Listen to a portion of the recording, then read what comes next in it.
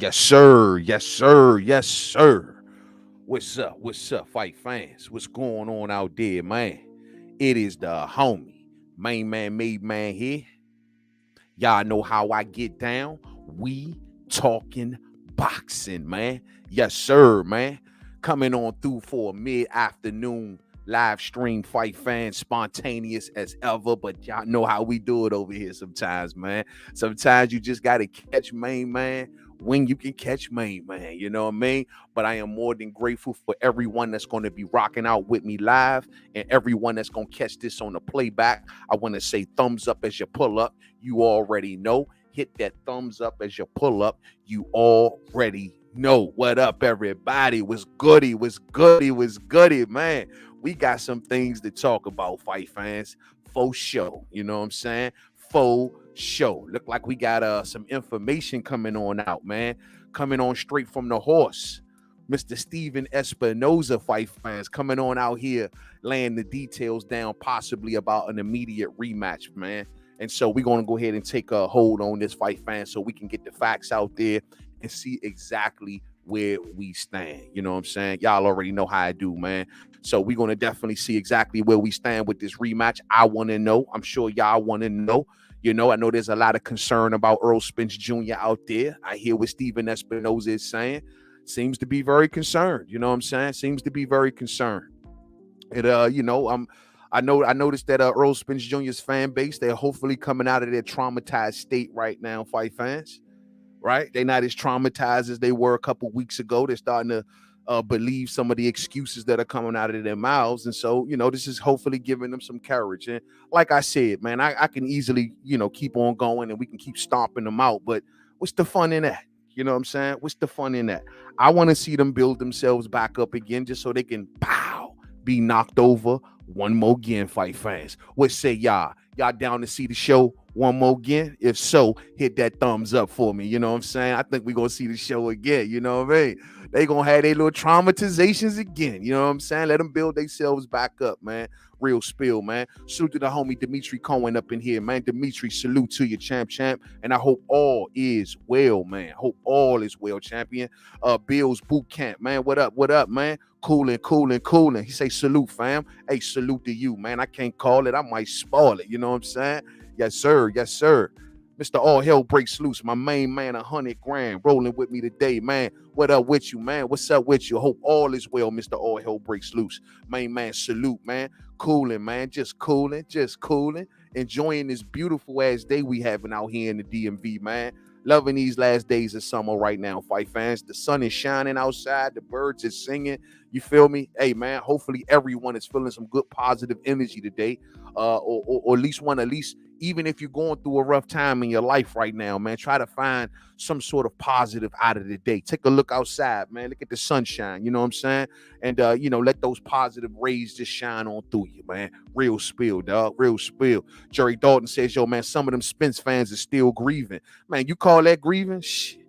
I mean, I guess after running, if you running into all four walls, boom, boom, boom, boom, boom, hitting your head against the walls, just trying to figure out what's going on. If y'all want to call that grieving, I guess that's what we can call it. We can call it grieving. I just call it traumatized. You know what I'm saying? But you're right, bro. I mean, they coming out of it though. You know what I'm saying? They believe in their own crap. You know what I'm saying? So they're coming out of it slowly but surely. You know what I mean? And some of them are starting to get some heart now to show their faces again. So y'all are gonna be seeing them slowly but surely pop back up, come out of the woodworks, believe the crap that comes out of their mouth, and build themselves back up. You know what I'm saying? I'm glad to see it, man. Because I got tired of smacking them around. To be honest, which I know some of y'all are still doing it as you should. But me honestly, I spiked the football. We won, easy work. They dumbasses. We're moving right along. You know what I'm saying? Real spill. Jannar Hill says, yo, man, I think that Canelo is demanding that any fighter that he signs up for not to make him look bad or disrespect him. That's why Benavidez Sr. said sorry to Canelo publicly, and now Charlo is being a nice guy. LOL. Man, I'm telling you, bro, what is going on with Jamel Charlo in this over-respectful attitude, bro? Like, I get it, man. You know what I'm saying? You wanted to fight. You got to fight now, bro. You can talk your shit now. You can let your nuts hang. You ain't got to be gentleman, man. Like, everyone is expecting Clubber Lang, bro. That's exactly what we thought. I mean, look, you done bossed up on everyone that you fought. Tony Harrison beat you. You ain't want to give him no credit. You know what I'm saying? The Brian Castano, when you went to a draw with him, you ain't really want to give him no credit. You know what I mean? Like you boss up on everyone, even those that gave you some smoke, beat you and went to a draw. You gave all of them, but Canelo Alvarez, the dude who's been avoiding you all of your career, you know what I'm saying? Now putting you at a disadvantage, and you are just like so nice and respectful that it don't make no sense. And like I tell you, fight fans, I gotta read it as concern. I have to say, look, is Charlo gonna go in there and beat Charlo? Like, is he gonna go in there and be starstruck? Is he gonna go in there and be like, oh my God, there's Canelo? Canelo, you know, I've always admired you. Boom, boom, boom, boom, boom. You know what I'm saying? Like, I mean, what is he gonna do? He gonna ask for an autograph in the middle of round 4? I mean, riddle me that, fight fans. I don't know. I don't know what to expect here, Joe. Like, I mean, come on, man. I think that Charlo can pull this off if he focus and bring that mean out of him. You know what I'm saying? Don't be there all nice to Canelo. Don't be getting all mesmerized by his silk shirts or silk pajamas or whatever the fuck. You know what I'm saying? But don't be doing that, man. Don't be doing that. Salute to my homie L Dub Boxing up in here. L Dub, I hope all is well, champ. Hope all is well. That's my main man right there. He says, yo, what's good, main man? Don't be surprised if Crawford versus Spence 2 will be for the vacant WBC at 154. Gonna keep my third eye open for that, L Dub. You know what I'm saying? Definitely am, man. So you thinking that the WBC gonna strip Charlo too? Or are you saying without saying Charlo gonna beat Canelo and stay his ass up at 160, at 168? Are you saying without saying? You ain't got to give that answer. You know what I'm saying? But all right, I'll keep my third eye open for that, champ. I'll definitely will, man. Salute to my main man, L Dub. Y'all know he always got the gems. The man always know how the sport is moving. He keeps his finger on the pulse of the sport. Check in with L Dub, everybody. That's my main man right there. Yes, sir. Pookie, what's up, man? He say, yo, Nello is connected. Yeah. Nello connected. Why y'all calling him Nello? Why everybody calling him Nello now, man? What's up with this Nello shit, bro? I got everybody was Nello. Like, he got a nickname now, right? I get everybody call him Nello now. I noticed that. Like, it's going around heavy now, bro. Nello and shit. All right, okay. All right, he's Nello now. You know what I mean? Nello connected. Yeah, he connected. All right. He connected. All right. He ain't connected to David Benavidez. I know that much. We want to talk about connected. How about him being connected to David Benavidez, fight fans? You know what I'm saying? Real spill, man. But, you know, I'm dying to see how this play out, man. I just caught the press conference that they just had a little while ago, man. That junk was dry, just like the first one was dry. I mean, I guess we're just going to have a dry-ass build-up for this fight fans, and we just going to have to mostly stay in ring with it. Charlo ain't going to kick up no dust. Nello, you know what I'm saying, is going to go and train quietly like he always kind of do. And I guess this thing is just going to kind of be, I don't know, on the low till September. I told y'all the best storyline going into this fight is Terence Crawford. It's crazy, bro. When they talk about Terence Crawford at the press conference, y'all listen. When they talk about Terence Crawford at the press conference, y'all listen. You might ain't heard nothing else that they said at that press conference, but the second that they asked Charlo about Crawford, you like this. The second that they asked Canelo about Crawford, you like this. But then they go back to their regular shit. You just like, hey, man, let me go over here and give me some Quaker Oats or something. You know what I'm saying? I don't even know. Like, I ain't got time to be hearing all of this nice guy shit. You know what I mean? Salute to Caleb Plant. At least he, you know, kicked up some dust with Nello. You know what I'm saying? And at least it made sense, man. It was fun to watch. It was entertaining. It was a cool-ass build-up. And y'all gonna charge us $90 damn near for the pay-per-view. And give us some action. You know what I'm saying? Like my man Morris Day say, let's see some action. You know what I'm saying? Like, what's really going on, bro? So they got to help us out with this, man. We thought Charlo was going to help us out, but I guess I'm wrong. You know what I mean? I guess I'm wrong. Jamel is trying to get that bag. He's saying pretty please with sugar on top to Canelo. Big facts. Big facts. He's just like, you know, Nello, where do you get those shirts from, Nello? Like, where do you get them, man? I mean, what kind of silk is that? Is that like Egyptian silk? Like, what kind of silk is that? You know what I'm saying? It's like he's just mesmerized up on the stage, fight fans. You know what I mean? Like, I'm even listening to him at the Breakfast Club when he was over there at the Breakfast Club with Charlemagne and them, bro. And it was like, bro, it was humble. It was like humble Jamel. He's just super humble. He just, yeah, you know, and you know where I come from is, I'm like, bro, who am I listening to here, bro? This is not Jamel. Jamel, somebody mentioned Terence Crawford so we can hype this shit up. Somebody mentioned Terence Crawford. It's the only way he wakes up. Forget Crawford. Oh, he ain't in my weight class. I'm in another weight class. You know what I'm saying? Like, that's what I'm expecting to see, fight fans. But instead, he over at the Breakfast Club being all humble and shit. You know what I'm saying? And nice. And he up there on stage with Canelo. You and your fans are just, you guys are just amazing. You know what I mean? Y'all all are just amazing. You're one of the greatest fighters in the world. I'm like, bruh, you supposed to be up on that thing. Oh, you was on Juice, man. Yeah. You and the Tropicana crew. Yeah, your whole crew, you and your whole gym, and boom, boom. Man, you supposed to be going in, man. You ain't gonna never get this ever again, bro. Won't you call out Minute Maid? You know what I'm saying? Call out Minute Maid. But you don't want to call out Minute Maid, huh? Shit, man gonna do that shit. You know what I'm saying? I guess Charlo has left the building, fight fans. So I don't know what to expect in this fight. I hope he shows up. I hope he fights. I hope he don't get starstruck and ask for autographs in the middle of round 5. I'm just hoping. You know what I'm saying? But hopefully he's successful afterwards or whatever he's gonna do, and he pivots back to Terence Crawford, man, because that was your original move. That's where you're supposed to be. Canelo then messed up the whole order of boxing. David Benavidez got to go after Andre. We were supposed to be getting that fight. All because Canelo want to slow it down, pick on someone not his own size, look for the easy edges, you know what I'm saying? And now we got to stall it all out, fight fans. It is. And Canelo up at the press conference the other day. Oh, no, I didn't say that I was going to fight Jamal next. It's not in my plan. I never had it in the plans. It was never in the plans. Look here, man. Because it was just reported everywhere that, Eddie Reynoso said in the interview that you was looking at Jamal next. And Eddie is your manager / trainer, so he can say that. It's not like we talking some random cat who said it. Eddie said it.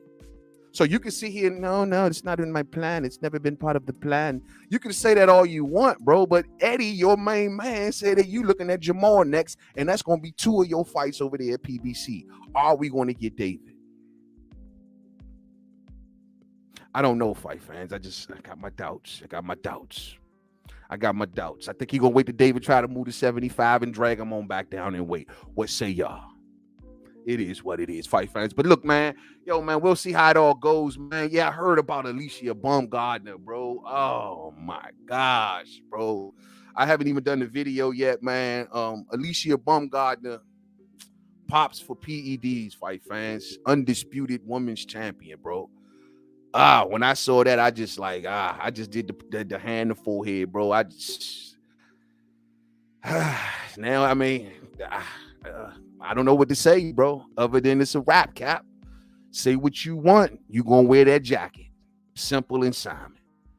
Damn, Alicia. Say it ain't true, baby girl. Say it ain't true. It is what it is, fight fans. She's a dirty cheater.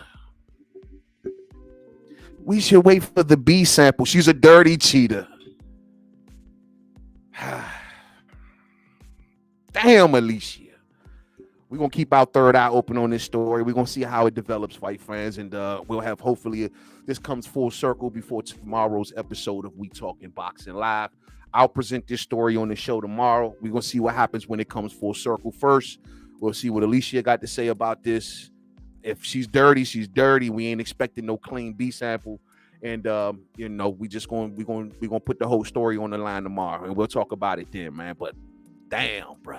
Damn. You know what I'm saying? Pookie says, yo, man, I'm not buying this fight because it's watered down. Yeah, it is watered down. They trying to trick people with undisputed versus undisputed, right? And like I said in my video, fight fans, I do agree with Jermell Charlo 100% that he should have been allowed to keep his WBO belt. Why did they take that situation away from Jermell Charlo, where if he would have beat Canelo Alvarez, he could have literally been sitting on the stage as perhaps the only man ever in the sport of boxing that had 2 active undisputed crowns going at the same damn time. That's 8 world titles. All they had to do was wait till after the fight was over and say, well, Jermell, make your decision. But he would have had his moment of perhaps being the only fighter to be undisputed in 2 weight class currently active concurrently. They took that away from him. Just said, screw you, bruh. Nah, we don't care about your legacy. fuck you, and just took the whole shit. That's why, I mean, having him stripped of his WBO belt before the fight makes sense to nobody. To nobody. They could have at least waited. You couldn't wait a few more minutes.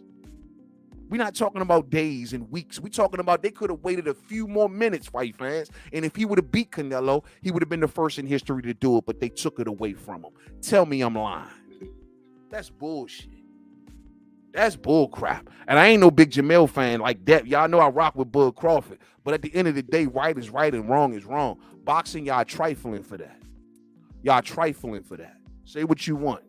Y'all could have gave that man y'all could have gave that man all that he's, did at 154. He's the greatest 154 pounder ever. You know what I'm saying? Did all that he did at 154. And y'all this is how y'all repay him. Y'all just don't give him the opportunity to make some history. It's like screw him. That's fucked up. So I will admit, man, when Charlo said, they took that WBO off him and they didn't have to take it, they could have at least waited till after the fight just in case he would have beat Canelo, I would agree with that, bro. Foul is foul. Right is right and wrong is wrong. Hit that thumbs up for me, everybody. Hit that thumbs up for the homie. You know what I'm saying? Yes, sir. Yes, sir. Kobe Breeze says, Spence is going to put on a better fight next fight. I hope you right, Holmes. I really do hope you right, man. You know what I mean? Because we about to definitely go down that road. I hope you right. You know what I mean? I don't believe it. I don't think it's going to happen. I think it's going to be a beat down all the same. You know what I'm saying? Maybe he goes an extra round or two, hopefully. But it all depends on the circumstances surrounding this rematch. So let's talk about it, fight fans. I see Keisha just pulled on up in here. Sis, I see you. What's up with your sister Queen up in here? Keisha Sellers rocking out with me today. What's up, family? Hope all is well, fam. Hope all is well. Puff Daddy up in here. What's up, champion? Hope all is well. Salute, salute, salute, salute. Spence will always lose the bud. That's right. I agree. Styles make fights. And people it clearly still has not set into a lot of people's brains. I mean, y'all believe in the crap that's coming out of your mouths. You're believing that it's a weight thing. You're believing that he's drained. You're believing you've convinced yourselves of such. I'm sure a lot of y'all have stood up many nights at this point, rewinding tape, looking at the fight over and over again with a magnifying glass in the dark. You know what I'm saying? Trying to rewind it, trying to find something, convincing yourselves. You know what I'm saying? And I'm sure most of you have. I really do believe most of y'all have. You found something and you like, screw what everyone thinks. I don't give a damn how stupid I look out here in the public. This is what I believe. Santa Claus is real. I don't give a damn what no one says. Santa Claus is real and he is my friend. Hey, fight fans. That's what they've done. They've convinced themselves that, man, my crap is the real shit. You know what I'm saying? And so, yeah, man, at the end of the day, there's no way that Errol Spence Jr. would lose in a rematch. He's going to come back bigger and better than ever. He's going to be bigger and better than ever, right? He's going to be Spence 2.0. He's going to be platinum Spence. You know what I'm saying? That's what everyone believes. That's what the Spence fans believe. It was just random. Well, y'all know that Mainman doesn't believe that because Mainman got a brain. Mainman knows what he sees. Mainman recognizes the fight game. I've been covering it for years. For those who've been covering the game for years, if you don't recognize an all-time great, if you don't recognize a difference in styles, fight fans, I don't know what to tell you. What the hell are you doing this for? The fuck are you doing it for? You know what I'm saying?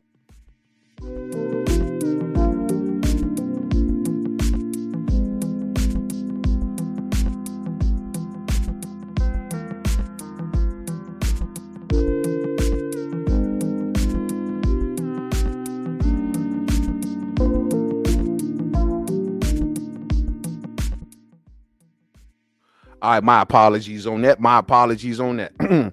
Yeah, man, this thing was flipping and flopping all over the place, so I had to get it right, man. But back to what I was saying here, man. Now, when it comes to this rematch, so everyone is kind of convinced themselves one way or another that there's no way that can be Errol. There's no way that can be Errol. Now, some of y'all out there are afraid. Some folks are afraid, and they're saying, "Look, man, it's a health thing that I'm concerned about. It's not. I don't believe that Errol is not a good fighter. I don't believe that he's not a great fighter. It's what I truly believe that he took damage throughout of his career, and I'm very, very concerned about his health. Some of y'all are out there like that, and I can understand that point of view. Matter of fact, let me kill the music here because we gonna keep it a buck on this stream. All right, Spence fans. I'm gonna take my foot off the gas just a little bit because we got to make this a boxing conversation. Okay, y'all lucky as hell. You know what I'm saying? Lucky as hell. So the thing is this, man. You know, a lot of people are looking at Earl and they're concerned about his health, right? And I did the video. The video stood right before the doctor came out, before everyone ran down their theory roads. I did the video. The video still stands right here on the channel. Done very well. I believe it even set the tone. And what the video stated was, I had my concerns right after the fight. And I said that, yo, man, Earl took a beating in that fight. A vicious beating, fight fans. A vicious beating. And I thought about everything that he's been through in his career. And I said to myself, I say, damn, this dude has been through car accidents and he's had detached retinas. And yo, man, he's been through a lot. He's been through a lot. And honestly, I truly believe that no one listens to Errol Spence Jr. It's all about what everyone else wants. The fans want what they want. They didn't listen to Errol Spence Jr. in the build up to this fight. They wanted what they want. The suits want what they want. But no one listens to Errol Spence Jr. You know what I mean? The thing is this. I did the video and I said he went through all of that. But my concern for Earl was the rematch being in December. I don't think from a human point of view, just wanting to get the kid beaten, I don't think he could beat Terence Crawford. So I don't have to have the luxury of saying, oh, he can come right back 2-3 months from now and fight. No. We're going to keep it 100. I don't give a damn when they fight. They can fight 3 years from now. They could have fought 3 years ago. It's no way that he beats Terence Crawford. But I'll say this. My concern was him coming back so soon in December. And see, I don't believe that Errol Spence Jr. is Errol Spence Jr. I believe that Errol Spence Jr. got a lot on his mind. A whole lot on his mind. Don't know if he even have a first love for the fight game no more. I'm just not 100% in that department. And I'm thinking, give Earl more time, A, to determine if he wants to continue to be the fighter that he once was or continue to be in this game.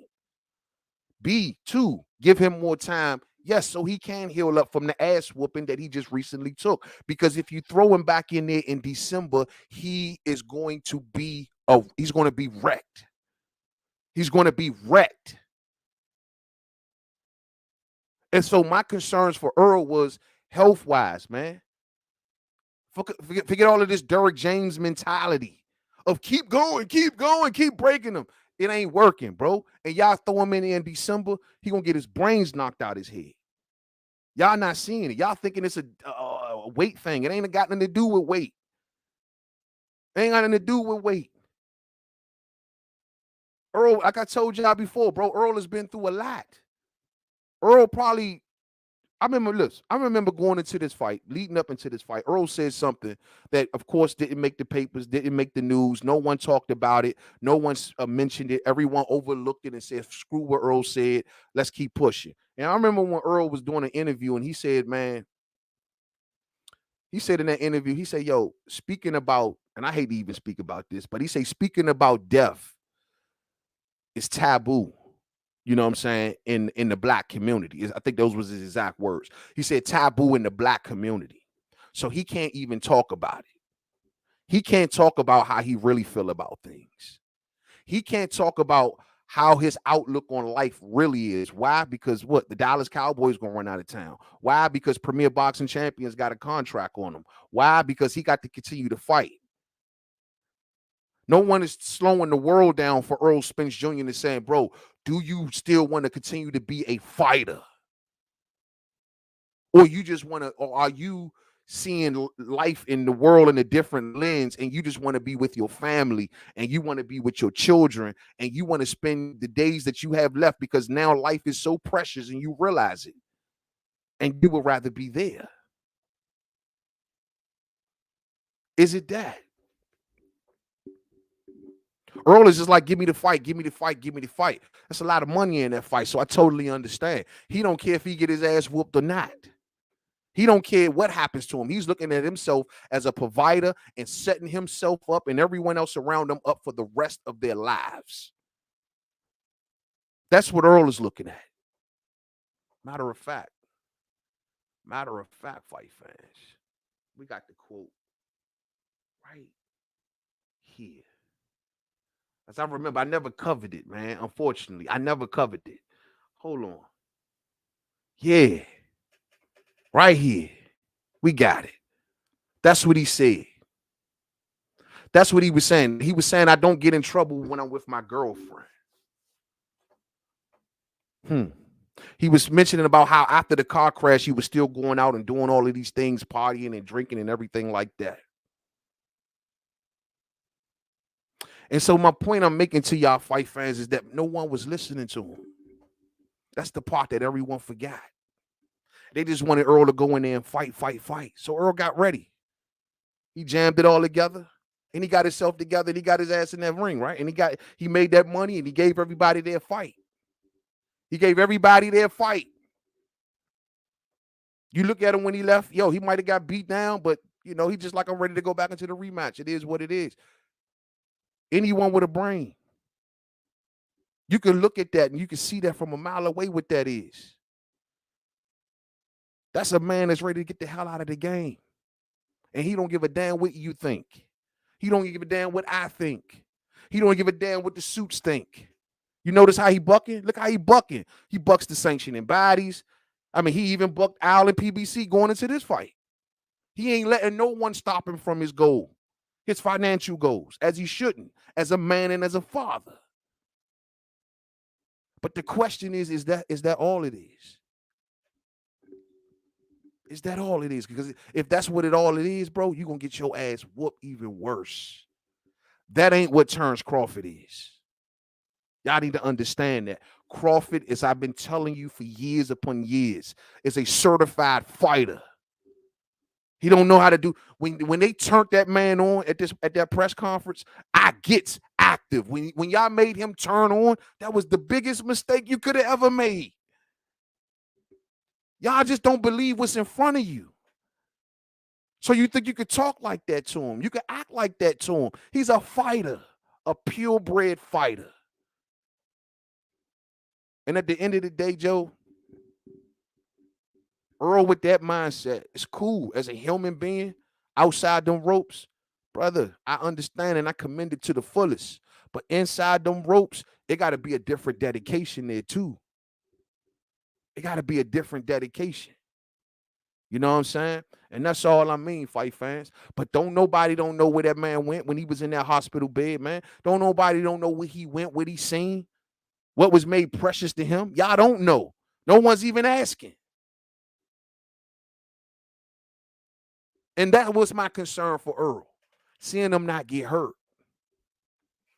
But what I don't want is for the suits to take this opportunity and try to run some sort of game on Terence Crawford. What are you talking about, main man? All eyes to the Weasel. Can we talk about the Weasel, fight fans? Should we talk about the Weasel? Hold on, man. So let me cue up my stuff here. We want to talk about this dude. He came out and gave us a lot. Look at you little fucking weasel. I can see it in your eyes. You're a fucking bitch. Yeah, he gave us. Look at you little fucking weasel. I can see it in your eyes. You're a fucking bitch. And I don't know if I trust this dude as far as I see him, fight fans. I really don't. Look at those eyes. The eyes of the Weasel, fight fans. So he went over there and he gave a beautiful interview to I took it from I think this was Fight Hub. Fight Hub had a beautiful interview with Stephen Espinoza. And I think he's been kind of making the rounds as of late. So he's making the rounds now and kind of getting the words out there of what's going on with the rematch, possibly with Spence and Crawford. So I took a transcript of everything and we're going to put his words right here on the screen and we're going to break them things down as we go along. Let me grab a couple comments first, fight fans. Let me see what y'all over here talking about. And everyone that's coming on up in here, man, hit that thumbs up for the homie. We about to go through Stephen Espinoza's words of what he said about this rematch. You know what I mean? Oscar Bryan says, yo, Team Bud all day, fam. I like that. Yes, sir. Puff sad. He says, yo, even if they move it to January, that's not enough time. Nah, I would agree with you. I would agree with you. But see, my deal is, and we about to get there in a second. Don't be trying to slide something else in the meantime, between time. I think that's a problem. We about to go there. Yes, sir. The audio went out. Oh man. Am I good out there, everybody? Hold on. Am I good? The audio went out on me, said somebody in the comment section. Make sure somebody can give me a okay in the comment to let me know y'all hear me clear. Let me know everything is cool. Keisha Seller says, yo, Charlo said that Bud was hitting Spence behind the head. Yeah, man, he just needs something to talk about, trying to gin up some sensationalism. That's all it is, because no one's talking about Canelo and Charlo other than Canelo fans. And most of them are probably over in Mexico. You know what I mean? So ain't nobody here really talking about it like that. So he got to add a layer of sensationalism to what's coming out of his mouth to get some attention. No one believes that. No one. He's the only one with the crackerjack eye. Like every boxing analyst, every boxing reporter, all of these people that covered this fight, and Charlo is the only one that just so happened to see the rabbit punches, but no one else mentioned it. Are we all so wrong, Charlo? Are we all so wrong? See, you need to be focusing on Canelo. That's your problem right there. You're so worried about every little thing that Bud Crawford do. We get it. He's the hottest name in boxing. He's feeding boxing right now. You're trying to do what he's done. You're trying to get like Bud. We get it. He's like like Bud said on his social media today. Fight fans, did y'all see Bud's Twitter? He said, "Yo, man." He told Charlo, "I see you." He's saying something to the effect, "I see you acting nice now. I'm glad that I can teach you something." Type shit. Like he's sonning him. I'm telling you, man. Charlo is Bud's son, bro. He is the son of Bud. He wants to be like Bud. Sometimes I dream that he is me, and all these things I wanna used to be. I dream I move, I dream I groove like Bud. If I could be like Bud, I wanna be like Bud. That's Charlo, bro. That is Charlo. It is a damn shame, fight fan. The man can't he can't go a day without speaking. He gonna be kicking up dust real soon on Twitter with Bud real soon, I bet you. Because he ain't gonna say nothing to Canelo. Canelo's like, it's like his principal or some shit. Canelo's around. Oh, I gotta get on my best behavior. Y'all see Canelo coming? He coming? All right, cool. Yeah, see, I be having mind control over Canelo. When he come around, I be acting nice. But when he leave, I be kicking up a whole bunch of dust again. Man, sit your ass down, bruh. Sit your ass down, Charlotte. Let's keep it pushing, fight fans. Let's keep going. You know what I'm saying? My main man Cash G is up in here. Hit that thumbs up, everybody. Cash G says, yo, and I'm loving that picture right there, Cash G. Damn, where your boy eyes at, man? What is he doing, man? Like, is he praying? I mean, what is he doing there in that picture? Brother, what's up with Spencer's? Damn, that was bad, bro. Look at that picture, man. Look at that's sad, man. I feel so bad for Earl. That was a 5-year ass whooping. Damn, I don't never want to get a 5-year ass whooping. Cash G says, yo, we all heard Spence say, man, you can't take the belts to the bank. True boxing people know what's up. If he takes the rematch, it is definitely a cash out, in my opinion. You know, that's funny you say that, Cash G. That's real funny you say that, because I do remember that statement. Matter of fact, it went a little something like, my kids can't eat belts. Back when they was trying to make the Terence Crawford fight, and it wasn't about the belts and so on and so forth. So you do gotta ask yourself, maybe that mentality has been there all of this time. This is what I was saying. You know, I did find it a little funny coming off that car accident, and I know it's nice for his fans to run around and say, "Oh well," and let me get this ugly ass picture off the screen. I know y'all like looking at this dude like, what in the world? But I remember back then, you know, he coming off that car accident and he fought Danny Garcia, and everyone was like, "Oh, he don't take tune-ups. He don't take tune-ups." And I'm like, is it the fact that he's not taking a tune-up, or is there a rush to the bag? Is there a rush to the bag? It's about the bag. He went from Danny. He was hoping to get Pacquiao. He was hoping to secure that bag. You know what I'm saying? It seemed like to me it was about bags. It was all avoided Bud this whole time, all the way up until couldn't run nowhere. It was nowhere left to run. It was either face Jerron Boots Ennis and everything that was coming with that, deal with that WBA situation and everything that's coming with that, or deal with Terence Crawford. What's your best option? And he chose the best financial option, which was Terence Crawford. People wonder why he had to give Crawford, why he gave Crawford so much. He gave him so much because it was his best option financially. There was nowhere else to go. It was either that or move up. Either that or move up. And was he really going to face his stablemate in Charlo? That's the old news, though. Let's push forward, man. That's kind of old news. I'm just saying this it seemed to me that there was a rush to the bag. And there was a lot of risks that was taken. Hats off to him. He got through Danny. He got through Ugas and all of those. But it was such a rush. It was such a rush. And like you saying, man, when he says statements like my kids can't eat belts, you got to ask yourself, how long has that point of view or that mindset been in his head? So let's get to it, fight fans. Oh, man. Hey, man, much love to the homie, bro. Much love to the homie. Old School 70, man, in that super chat. Thank you, Old School, man. Hey, Old School. Hey, man, since you done joined the fam, man, you've been nothing but good peoples, man. And I really appreciate all of your support, Old School. We went through that Crawford and Spence saga together, man. Thank you so much, man. And thanks for rocking out with me. And thank you for your support, champ. I really, really appreciate that. He says, yo, man, the skill gap is too great between them. 7 pounds ain't going to help Spence get his head off the line or keep his head behind his front foot on his punches. Bud is too sharp and he'll get punished again. Man, you describing a style difference, Old School. And that's what a lot of people got to get nailed through their heads. It's all about a difference in style. There's no way that this is why, I don't know if y'all was peeping what I was doing leading into the fight, but I stayed away from the actual game plan all the way up until the last week of the fight. I was asking y'all specific questions, certain things. I was tap dancing around it a lot, but I wasn't really trying to give it because what it is, a lot of these guys would hear it and they would turn around and try to go poke holes in it and say, why it's this? And some of them will try to take it upon themselves and say, I said it. You know how it goes. So you got to kind of keep a lot of things close to the chest. So that Monday, I remember that Monday when we did the breakdown and we did the style breakdowns.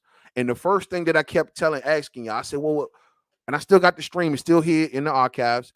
I said, well, what happens when you take away his jab? I said, well, Errol Spence Jr. hasn't been in there with the southpaw in over so many years, right? I think it was, I want to say it was 8 years. And I said, well, Terence Crawford, he hasn't been in there with 1 in 6. That same stream is where we started to break down the style differences, and no one was mentioning. No one was talking about Terence Crawford being a switch hitter. No one was talking about how his right hand was going to be the thing that undo Errol Spence in this fight. It was obvious the whole damn time. That Monday of the week of the fight is when I start talking in that fashion because I always knew that was the difference and everyone was overlooking it. Everyone thought that Earl's volume was going to be good enough to beat a switch hitter. That makes no sense. That makes no sense. Everyone thinks that Earl's volume was going to be good enough to beat a fighter whose part of his signature is timing. He's always been a dynamic timing fighter. And I was like, what? My very first thing after the Ugas fight, I said, I want him to pump up the volume. More volume, more volume. I told y'all the week of the fight, half of his style was going to get taken away from him. He's not going to be able to turn up. All of these things. And they all came to pass in that fight. Every single thing. There's a difference in style. And what Errol Spence Jr. needs to learn to keep up with Bud Crawford may take him years. It don't just happen overnight, fight fans. It ain't going to happen overnight. It ain't going to happen by December. It's not going to happen by January. It's damn sure not going to happen by February, March, April, May, June, July. Let's just wipe out 2024. That's some shit that got to be ingrained in you, man. Errol Spence is who he is at this point. Cheetah can't change their stripes. They got Mainman Jared Hurd got trapped in that weak style. Yeah, he was trapped in it. He can't change now because he's been that way. It's the Steve Urkel syndrome. You can't go no, you got to be who you are because you've been who you were so long, you can't be no one else. It's the Steve Urkel syndrome. Steve Urkel can't do shit. No, he can't do a movie. He can't do a TV show. He can't do nothing. Why? Because he's going to forevermore be Steve Urkel. And that's what Bud Crawford is. I mean, that's what Errol Spence is. Errol Spence is Steve Urkel, fight fans. And I don't think he changes at this point in his career. He's been used to doing what he's doing. He's been used to doing this for years. When it don't work, you keep on, dust yourself off and try again and go harder. Throw more punches. If that ain't work, you get clipped between your punches, back up a couple times, take a few more steps forward, and try it all over again. That's all Derrick James has ever taught him. If you think that that is going to beat a fighter like Terence Crawford, no matter at what weight, then y'all tripping. I'm with my main man, old school 70, man. Bud is way too sharp. Way too sharp. And like I told y'all after the fight, and I'm going to leave y'all alone, he's just not good enough. Period. There is no more that need to be added to that. He's a good fighter. He's very good. He can beat Danny. He can beat Mikey. Very good fighter. Very dynamic fighter. But when it comes to Terence Crawford, he's just not good enough. Get that in y'all head. I don't give a damn if Blue at this point. Look, and this another, and just you know what? Let's get to these words because I don't care if Blu-ray come around. The beating happened at this point. You can't take the beating back, fight fans. That man got years beat off his life, fight fans. Salute to my homie, old school 70. Let's get to some of Stephen Espinoza's words, man. Sorry, fight fans. I got to put this ugly ass mug on the screen one more time. I'm gonna put his ugly ass mug up here one more time.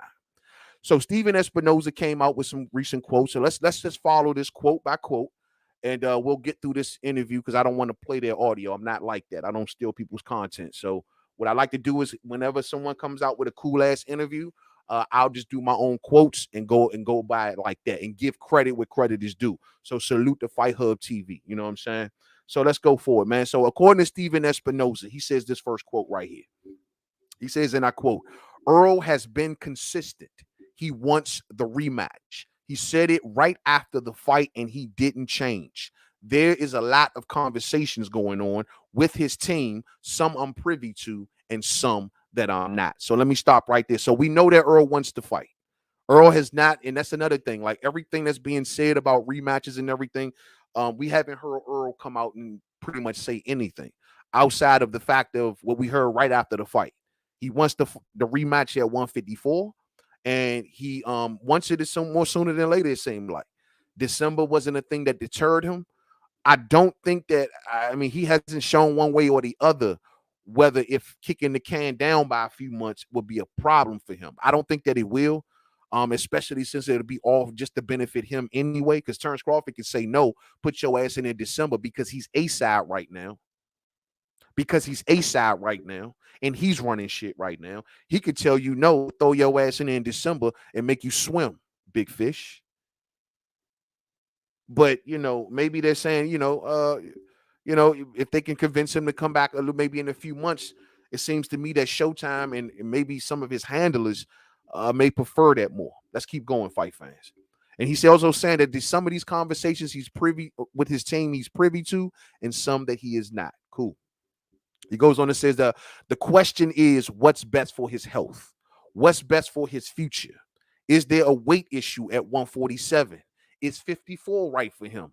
Is there lingering effects from the eye or the car accident or all of those things are fair questions because he's been through a lot. End quote. I agree with him there. Agreed. And like I said before, man, that ass whooping that he took and Derrick James not throwing that towel in round what was that, round 7, I think that was. He didn't throw that towel after getting his ass whooped like that. Well, guess what, man? That ass whooping happened. It happened. It went too long. It went too far. And now I believe that he's not going to be the same. He's not going to be the same. And I agree with you, Steven. He has been through a lot. I've been saying that. And it's funny that the ass whooping from Terence Crawford has everyone looking at things like this now. This is so ironic. Ironic. This was the guy that was supposed to get broken, Terence Crawford. Remember, he was supposed to be broken. Their motto going into this fight was they were going to break Terence Crawford. Fans were saying that Terence Crawford was too light in the ass. He didn't have a chance. And he was so small and he was get his eye taken. His rib was going to get broken. All of these things. And here we are questioning the fact of, is Errol okay? Who would have thought that we would have gotten here? But anyway, he says, yo, man, these are fair questions. And I will agree with Stephen Espinoza and say that, yo, man, these are fair questions. And we do sometimes have to protect the fighter from the fighter. The fighter sees the dollar signs. They see the ability to provide. And I totally understand that, especially from a man point of view. I totally get it. And Errol is a man. He provides for his family. But at the end of the day, and I think Stephen is doing the right thing by asking these questions, fight fans. It's just we got to sometimes put the pom-poms down. Sometimes we got to take the gloves off. And we got to look at this from the human element because this is combat sports. This ain't golf. This ain't tennis. This ain't freaking croquet or whatever y'all like to watch. This is the hurt business. And though we want Errol Spence Jr. tasting that canvas from the gloves of Terence Crawford, we don't want Errol Spence Jr. hurt beyond the sport. And I'm going to say that one more again. Of course, I want Errol Spence Jr.'s breath smelling like Everlast leather. I want his breath smelling like Everlast leather. But when that final bell go ding, I want him to be able to pick himself up, walk to the back, dap up Terence Crawford, walk home with millions in the bank, head held high, health all intact, spending his days with his family, a beautiful future with his family. And however that future may look, that's what I want. With me ragging on the Spence fans every single chance that I get. That ain't gonna stop. But it's all love, fight fans. It's all fun. It's all entertainment at the end of the day. And I am concerned about his health, as is Stephen Espinoza. You know what I mean? And maybe some of them suits. Or are they? Let's keep on pushing. Stephen Espinoza says, yo, as a team, does all of his advisors agree that that's the best way to go? And what he's speaking about here is when they asked him about the immediate rematch. And they're saying that he was saying that yeah, like the rematch is definitely in December. Like it could be in December. It's in their contract for December. But as a team, does all of his advisors agree that that's the best way to go? He's saying this as, once again, giving an off-ramp. It's like giving an off-ramp. Like, yeah, Earl want to go, but, his team might got some hang-ups about that. They may not all the way. Maybe someone's behind the scenes calling up Earl, and Earl may be hitting that button on their ass and not answering the phone. But maybe someone is trying to call him up and say, yo, Earl, hold on for a minute. Pump your brakes. Earl may see that paycheck like, I ain't wasting this check. Fuck that. And maybe Earl don't trust his people. Maybe he don't trust the suits. Maybe he see the type of games that they played with him going and trying to make this fight. And maybe he don't trust the suits. Remember, Earl switched managements right before this fight fans. That don't get a lot of coverage. It ain't just Al guiding Earl's career no more. People tend to forget that part.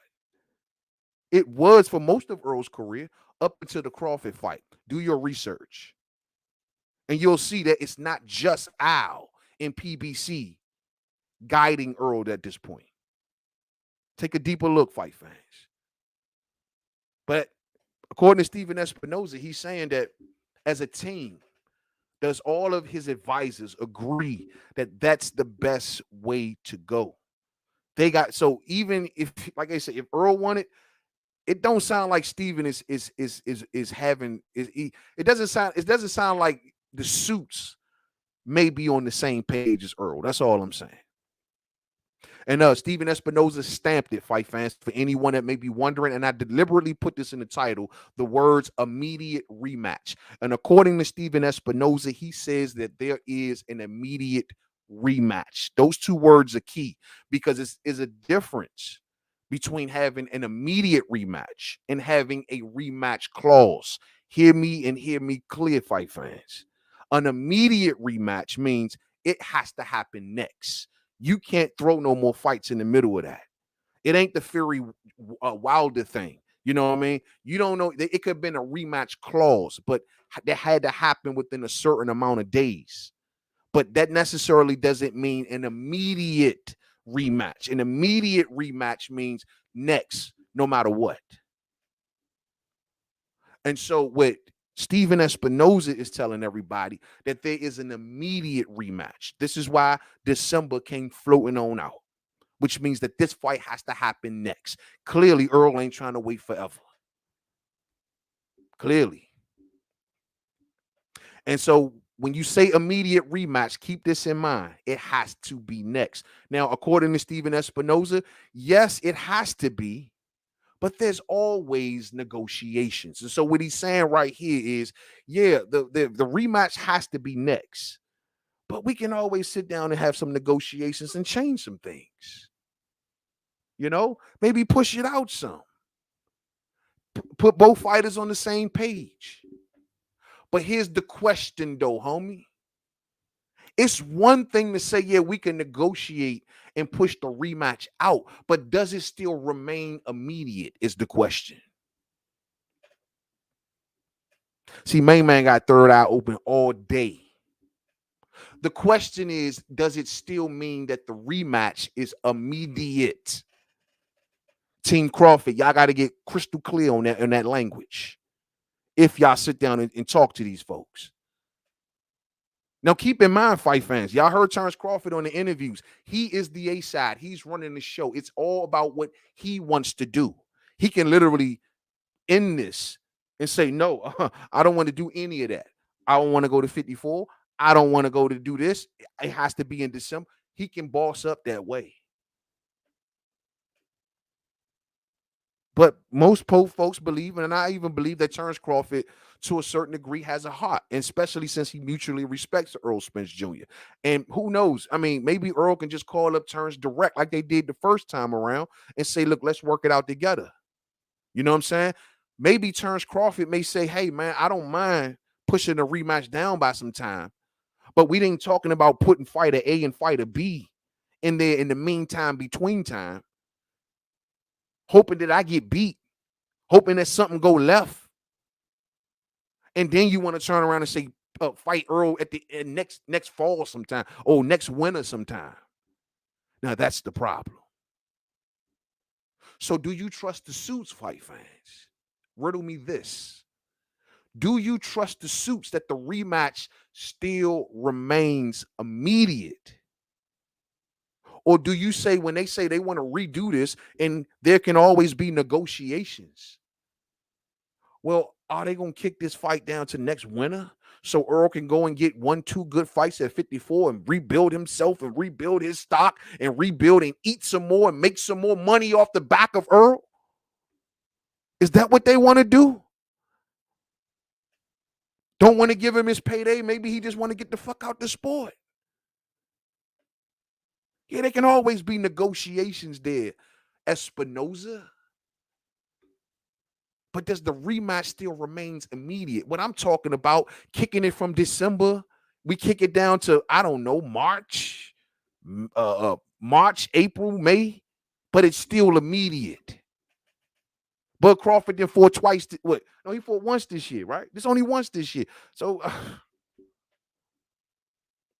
but either way it goes. Either way it goes. Well, he fought in December. He fought in December. He fought in. Okay, so no, that's he'd be pretty cool. I'm sure March, April. Why not? Oh, y'all want Boots in there? Oh, I got it. Oh, y'all want Keith in there? Oh, I got it. Why can't it stay immediate?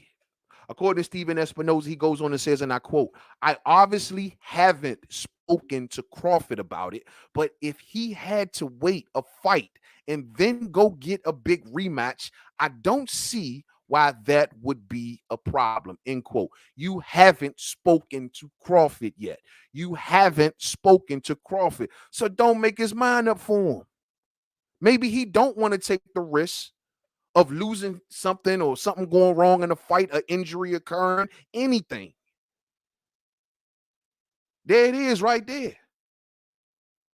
We know y'all want to slide Jerron Boots Ennis in there. Who's to say Crawford want to stay at 47? He might want to go to 54, even if he get a interim fight or whatever y'all trying to do. Who's to say he's staying at 47? So the question is like, yeah, you haven't talking to him, but we clearly see what you want, bruh. I think it's clear as day. Y'all trying to slow this down, throw more fights in the mix, work longer with Terence Crawford, or maybe undo some of the things that Terence Crawford has done. Which one is it?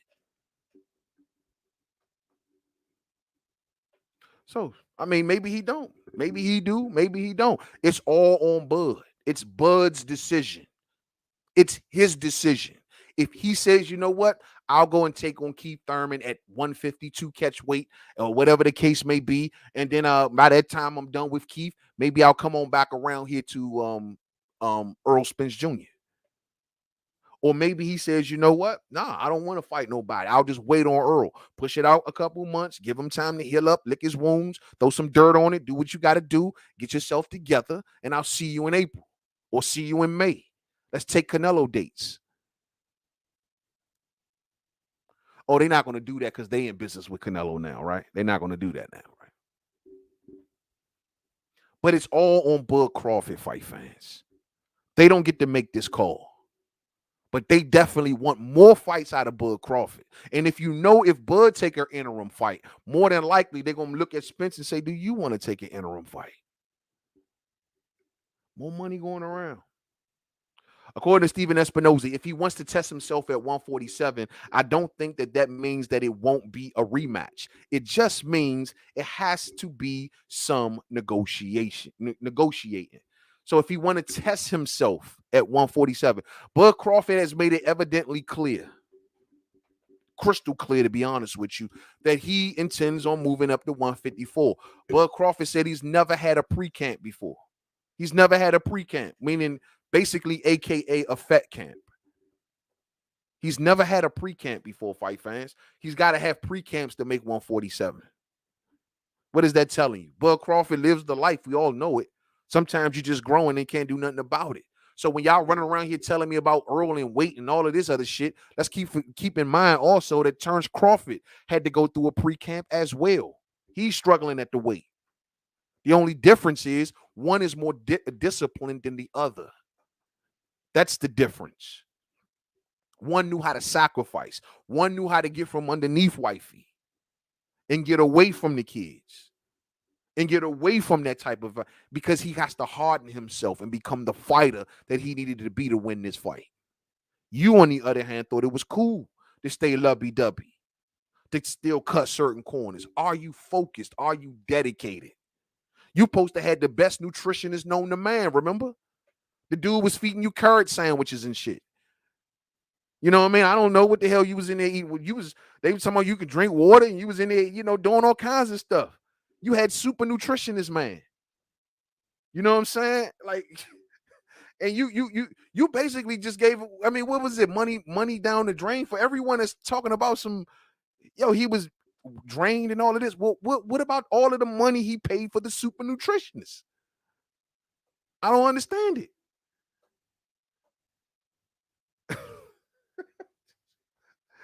Well, y'all come up with the lamest excuses, man. But back to what Stephen Espinoza is saying, if he wants to test himself at 147, then he can. I'm about to come out and over to the comment sections in a minute. I see a lot of comments pouring on there. But if he wants to stay at 147, he can. He can. Let me see. Is this a good time to go on over there? Okay, let me read this next one and I come on over to the comments, fam. He says, far as the actual December date that was in their contract, he says that's the timetable that's in their contract for the rematch. But I think there's flexibility both ways. That's cool. I mean, hey, flexibility is great, bro. If we don't get it in December, we get it a couple months after, I'm cool with that.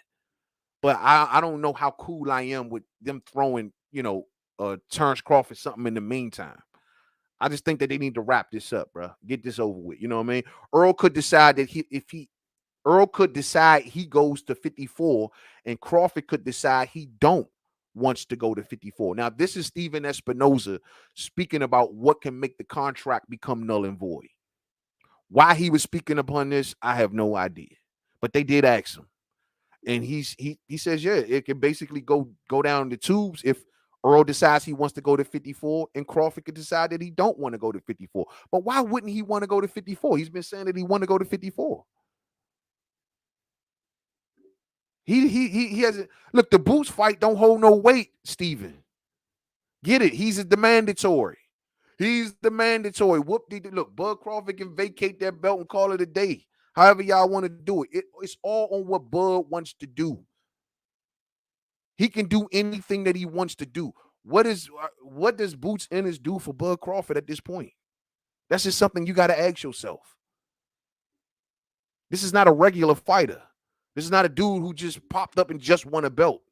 This is not a dude who just won a belt 2 years ago, 3 years ago. This is a level that Boots Ennis can only hope to achieve throughout his career. A lineal belt, 3 times lineal. No PBC guy over there right now has ever seen a lineal belt. Bud Crawford walking around with the lineal. I get it. Boots is a good fighter, but there's levels to this fight, fans. And Terence Crawford, after winning the biggest fight of his career, with the sky being the limit, moving up in weight, more legacy achievements to obtain, I'm sorry, Boots Ennis just takes a back seat. He's a very, very good fighter. He will be a champion one day. I fully believes that. But maybe if Boots was smart, he would have took the offer that he got from Terence Crawford. Windows don't always open all the time, bro. Them joints may open one time. You had that window. The window opened for Boots. He didn't climb through with his boots. Fight fans. Boots did not climb through with his boots. Simple as that. How many opportunities you going to have to fight the number 1 pound-for-pound fighter in the world? You could have been the guy that pushed out Terence Crawford and took the fight from him and went into the Errol Spence Jr. fight. That could have been you. But you didn't want to put no work in. Oh, he was loyal to Showtime, man. He's so loyal to Showtime. So loyal to Showtime that Showtime still ain't got him a big fight yet. Who's the name? Give me the name. Were they loyal to him? Did they get him the Spence fight? They wasn't working with PBC. They was in business with PBC before they was in business with Bud. Oh, but they're so loyal. They're so loyal. Meanwhile, Boots is getting the finesses ran on him left and right. He can't get a standing on his fight. They convinced him to take the interim belt. He can't be in no other sanctioning bodies. He can't challenge nobody. That's it. He got swindled into that. Who puts their career at a standstill and backs themselves into a corner and refused a fight with the number 1 pound-for-pound fighter in the world? Ding, ding, ding. Jerron Boots Ennis. And we supposed to now come back after Bud has literally won the boxing world and say, oh, what about Boots? Brother, I have no sympathy in that situation. None. You looked at Crawford and y'all didn't take the opportunity when it came. That's on you. There's a lot of opportunities in life. I wish I can have 2 times to go over. It happens that way sometimes. It's life. Get over it. Move forward. You made a mistake. You didn't take the fight. What if you would have won? Do you know where you would have been? You would have gotten a parade. They would have threw a parade right there in the middle of Philly. It would have been floats. They would have had floats of big ass boots floating around and shit. They would have had boot floats and shit, like big ass Timberland boots floating around and shit. You know what I'm saying? At your parade. But you ain't take the offer, bro. What you want us to do? You know what I'm saying? Let me see what y'all talking about. Sorry, fam. I know I get to rapping sometime, man. Sorry about that. My apologies. You know what I'm saying? I want to give a major salute to my homie, man. Ron Boy Fresh, Boogie Man Bud. You know what I'm saying? Salute to my homie Ron Boy Fresh in that super chat. Ron Boy, hope all is well, champ. Hey, did you go to that fight over at the MGM? Did you go see Gary Antoine? Let me know. He says, yo, Bud needs to fight Timmy WBO, and Earl can fight Brian Mendoza for WBC later this year. Problem solved. Look at Ron Boy Fresh, man, putting it together out there, brother. Look at you. I like that though. I like that. That's not bad right there. But only thing is about that is that's all if Bud want to do that, man. That's risky. That's very risky. And it's like, is it really worth the risk to lose the $25 million bag? That's a risk. You dig? I mean, yeah, I want to see him fight Tim Tszyu after Errol Spence Jr. Because I don't know. I just think that would have made sense after Earl, but that's just such a risky fight, bro. Let him get Earl. I just want him to mop Earl up, get it out the way, get it behind you, move forward, and then go after Timmy. You know what I'm saying? But I definitely want that. I want that WBO fight at 154. I told you, man, my order fights for Terence Crawford once he gets done with Earl. My order fights, if I had it my way, it'd be Tim Tszyu, Charlo, and just for shits and giggles, Keith Thurman. That'd be for me. That's how I would want Bud Crawford to go out. But definitely want to get Spence out the way. Tszyu, Charlo. Oh no, Tszyu, Charlo, and Canelo. If Canelo was still winning, I like the Canelo fight. That's if David ain't wiped him out by then. You know what I'm saying? But either way, something into that order. I'm just not feeling the boot situation right now. I just think that the boot situation is just, like I said, it was just an opportunity miss from Jaron Ennis. And, you know, that's just the way the ball bounces sometimes. In the meantime, if Crawford did decide to say, hey, I'll take an interim fight at 47, in the meantime, then give him Keith Thurman. Give him Keith Thurman. Keith is from his class. You know what I'm saying? Most importantly, he can take Keith to a catch weight. Jaron can stay at 147. He can tell Keith, we'll do it at 52. We'll do it at, 50 something. But once again, bro, I'm just still not all the way on board with these interim fights, man. I want this thing wrapped up. I want it to be gone. I want it to be done. I want it to be over with. Earl's going to make his money. And in my opinion, I think he retires afterwards. After he takes a second beat in the Terence Crawford, he ain't going to be no more good. I don't think he's going to have no more love for the fight game, and he's going to retire. You know what I'm saying? And let Terence Crawford finish his career how he sees fit, man. But they can't just be jamming shit in there. You know what I'm saying? They just can't be jamming shit in there. So let me see what y'all talking about. Salute to you all, man. Thank you all, man. I appreciate y'all, man. Let's see. Let me scroll on up some. Let me scroll on up. Salute. Let's see. Damn, man. I'm gonna stop about right around Navarrete needs Blu-ray, not Spence. Yeah, well, my thing is Blu-ray can't help Spence at this point, bro. Navarrete definitely can use some Blu-ray, man.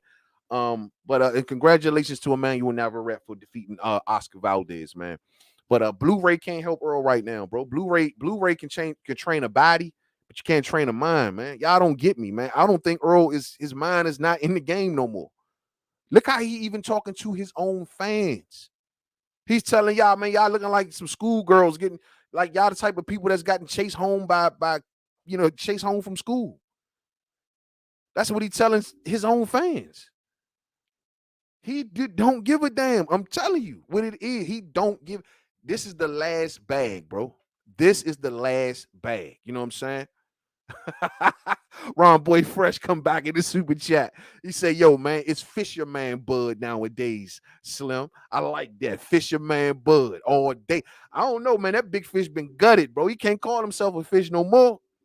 Shit, that big fish done been gutted. You know what I mean? Fisherman Bud. It ain't Boogeyman Bud no more. It's Fisherman Bud. I'm going to keep that in mind, champ. I'm definitely going to keep that in mind, man.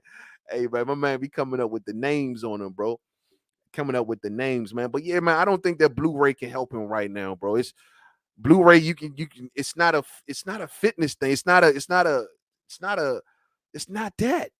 Earl ain't focused enough to work with Blu-ray right now. I don't think Earl's mind would be at the point where it needs to be to even work with Blu-ray. You put Blu-ray in Errol Spence Jr. Errol Spence Jr. walks out the door. Oh fuck no, I ain't working this damn hard. This is too damn hard. It's too much. It's too going. Nah, Going back to the ranch, man. Go find a nutritionist. Where the nutritionist at? He had me eating cabbage sandwiches. You know what I'm saying? That was good enough for me. I was eating cabbage sandwiches and drinking water. That's good. Where's he at? He ain't fucking with Blu-ray. You know what I mean? It didn't look. If you look at Earl's body in his fight, he was chiseled. He was chiseled. The 8-pack was there, the whole 9 yards. It wasn't a fitness thing. It's here. It's right here. He want to get that money and get out of Dodge. I'm telling y'all, Joe. I'm telling you. Hey man, hey, yeah, Bob Arum eating those words. Al Heyman's a cancer to boxing. Hey, hear me, man. PBC running the game right now. PBC got boxing on their back right now. They got boxing literally. They matter of fact, they have literally revived boxing single-handedly this year. I can't say no show over there on DAZN did it. I can't say no show over there on ESPN or Bob did it. I just can't say that. You know what I mean? I just can't say that. I think that PBC, man, they held it down this year, bro, and still holding it down. You know what I'm saying? I'm looking forward to Caleb Plant. I mean, not Caleb Plant. Even though after Caleb Plant smacked Jamal Charlo, I would think we would be getting that fight soon. But no, I'm looking forward to David Benavidez and Demetrius Andrade. That's another smoking ass fight. You know what I mean? So PBC is doing a thing. Al Heyman is literally right now the most powerful man in the sport. He is literally powering the sport solo right now. That shit that I didn't even catch Navarrete and Oscar Valdez. Wasn't really that interested in it. More interested in seeing Gary Antoine Russell. You know what I'm saying? I knew what kind of fight that we were going to get in that fight. I knew it was going to be lack of skill and just a rock'em sock'em robot fight. And not to mention Oscar being off the Minute Maid. I mean, it wasn't going to make for that great of a fight. PBC has been holding it down. Salute to PBC and salute to Uncle Al. But I'm going to chastise their asses when they get out of line, too. You know what I'm saying? Last of a Dime Breeze said Spence fans are said that Earl can box. He outboxed Lil Mike. Right, maybe. He should try to stay on the outside. He was walking into some things that had him second guessing himself. There was nothing that he can do in that fight, bro. He couldn't go forward. And I told y'all the second he got pushed backwards, that fight was over. He couldn't do nothing. Anything that he tried to do got nullified. Everything. He was thinking, but no matter what he tried to do, it just didn't work. If he doubled the jab, didn't work. I think the best punch I saw Earl connect with was like a long overhand left hand that he threw. And he kind of lunged when he threw that, and he connected real good. That was his best punch of the fight. Other than that, nothing was working. His aggression wasn't working. You can't be aggressive against a counterpuncher. Ugas showed y'all that. How much success was Ugas having on Earl? Why? Because Ugas is a counterpuncher. Ugas just does not have the pop and power of Terence Crawford. Never had it. And he was landing many times on Earl through those first 5-6 rounds. Many, and catching him between punches over and over and over and over and over again. That's Earl's biggest Achilles heel, and that's Terence Crawford's one of his biggest specialties. Tailor-made fight fans. Say it with me now. Tailor-made. There is not, and if he can't use half of his style because he can't turn up, then what is he going to be left to resort on? He can't turn up. He can't flick his jab too many times because the jab is coming back on the other side. What else is he going to do? What is he going to do? That's his problem. He can't go to the body, but so much, because if he do, Terence has a beautiful uppercut that he throws from either hand. From either hand. It's one of his specialty punches. Say it with me now. Tailor-made. Do you not get it, fight fans? That's the problem. He can never beat Terence Crawford. Even on his best night. Let's just say he's the best version of Earl. He's Earl with the shag, right? He's Earl with the shag, the one that looked like Lil Dang and shit. It's Lil Dang, baby, and I'm coming around the way. He looked just like him and shit. You know what I'm saying? But stand by, fight fans. Stand by. Y'all ain't gonna want to hear this. The dog is about to vomit. Damn it.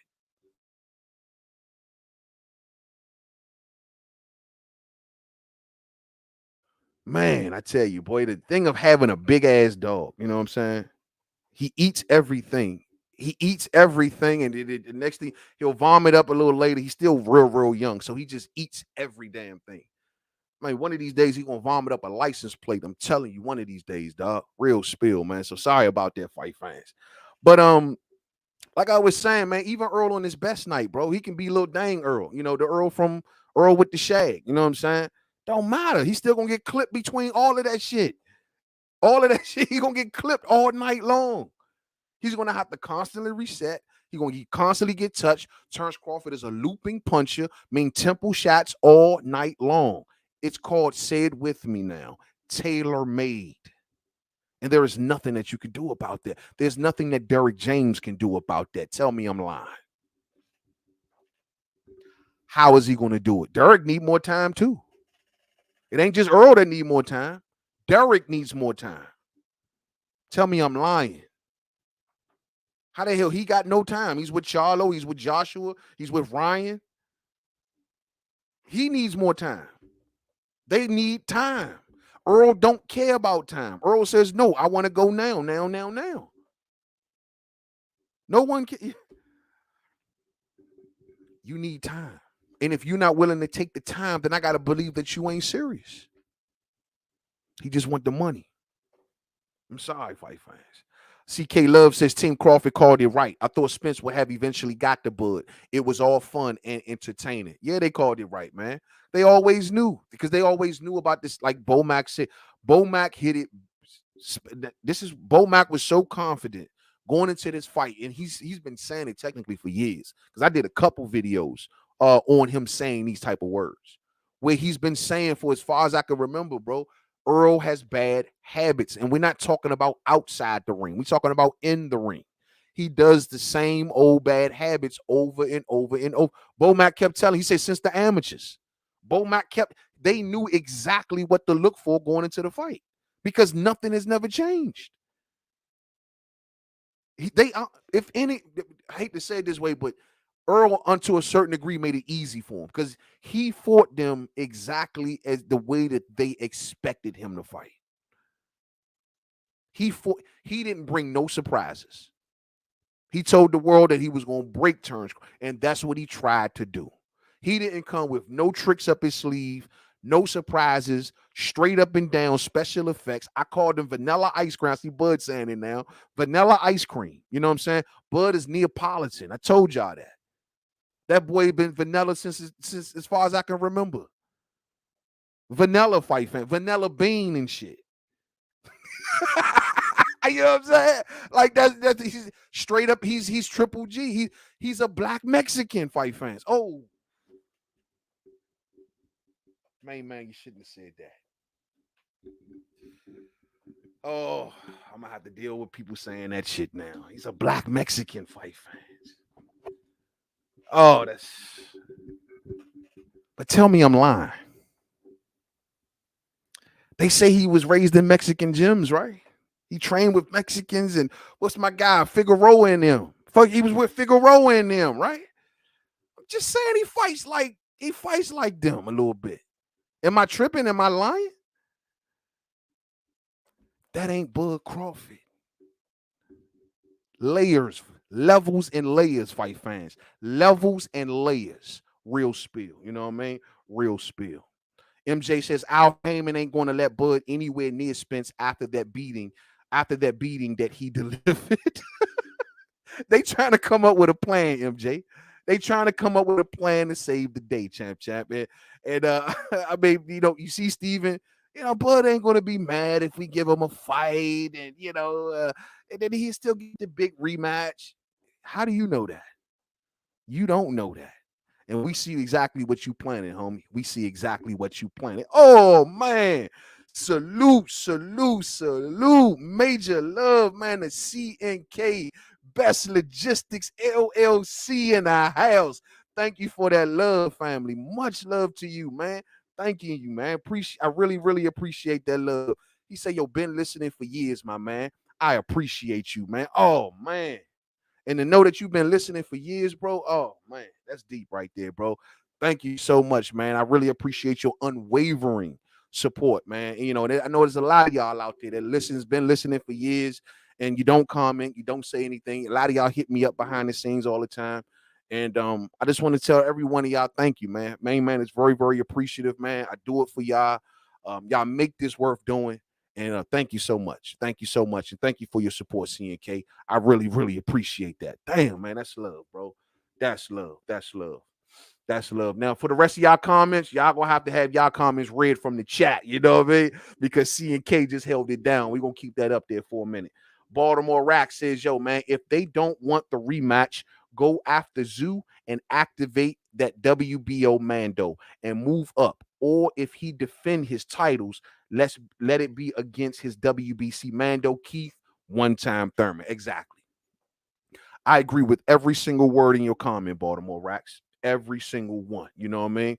If we're not talking about Tim Zoo, and if only if Bud decides to want to do Keith, then let him do so. But either way, I still don't think he should do nothing in the meantime, between time.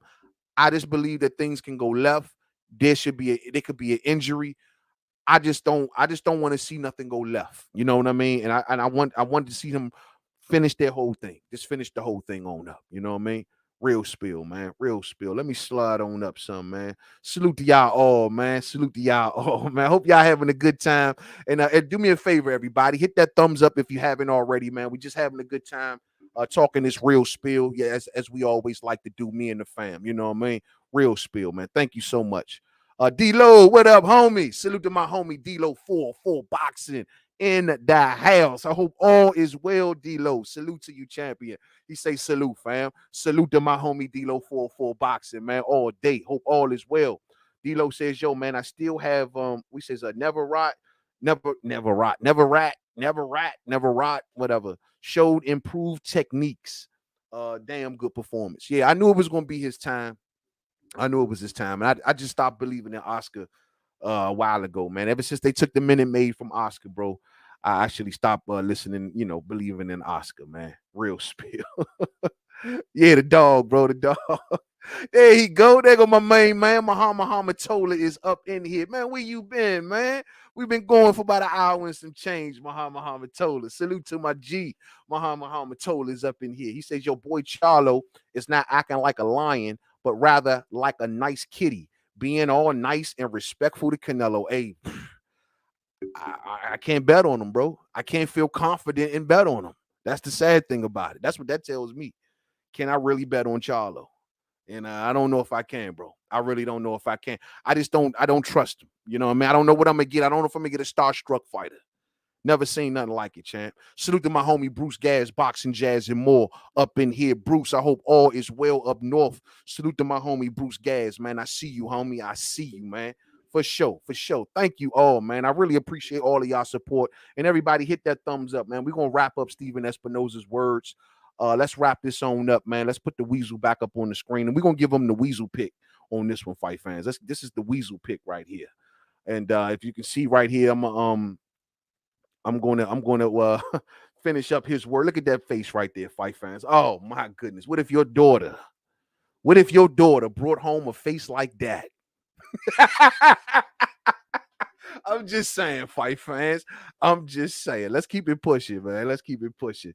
So we left off with Stephen Espinoza basically suggesting Terence Crawford, if he want to hang around at 147 and it wouldn't stop the rematch and so on and so forth. And he also gave us a heads up about that. That's the timetable that's already in their contract. Keep in mind, fight fans, their contract has not been renegotiated as of yet. So as of currently now, in their current contract, the timetable that's in their contract per Stephen Espinoza is December. So the December date is a real live date, is a real live time. That's why December is floating around so heavy. So let's keep pushing. And so he was giving us reasons on how the contract can become null, or the rematch can become null and void. And if Errol decides to go to 154 and Crawford could decide that he don't want to go to 154. Or he says that Errol Spence Jr. could suggest that he wants a fight at 54 in between Terence Crawford's fight. And if he wants that and Crawford doesn't want it, then that makes the rematch clause basically null and void. You know what I'm saying? He says that or Spence could decide that he wants some time off. See, all of these things got to get okayed by Terence Crawford. If not, I mean, these things can make the rematch just fall apart. Simple as that. According to Stephen Espinoza, there are good fights, and he's talking about Terence Crawford, for him at 47, and there's good fights for him at 54. I agree. But once he starts to go down that Tim Tszyu route, bro, that route ends with Charlo. Like, that's a whole nother route. We don't really be mixing the Tim Tszyu route with the Spence route. The Spence route got to get wrapped up because the Tszyu route starts a whole nother chapter. I always used to tell the Spence fans, yo, y'all talk all of this smack like y'all thinking Spence is on Bud's level. Let's not forget that Bud was on his third chapter by the time he met Errol. He's already seen every belt in boxing. Errol just getting here. This was his third chapter, third weight class. And so this is what I'm saying about Tim Tszyu. When the Tim Tszyu chapter starts, we want that chapter ending with Charlo or Canelo, not Errol. Errol got to be done by then. And I'm sure that's exactly how Bud Crawford is looking at it. He don't want to have to, it just wouldn't feel right to start down the Charlo or Canelo path and then still got to mop up Errol Spence Jr. What this sounds like to me, once again, that these suits are looking for a way to alter their contract. Of course, to buy more time, but to also have interim fights in the meantime, between time. And I'm thinking, honestly, that they will want to do them for both fighters. And PBC and Showtime make so much more money by then. So much more money. But how does Errol feel about this, who has not commented on this? And how does Bud feel about this? Because none of this happened without Bud approval. This is what you saying, Stephen. This is what you saying. And keep this in mind. He said this. He says that, so when if Canelo Alvarez defeats Jamil Charlo, people were wondering, is there going to be a window there? Let's just say if Canelo wanted to choose Bud. Could Canelo and Bud Crawford fight? If Canelo beats Charlo and Bud beats Spence in the next fights, could him and Canelo fight? And according to Stephen Espinoza, it could happen theoretically after the Canelo fight. And he's saying, he's saying after the Charlo. I meant to say the Charlo fight. But yeah, he's saying it can happen.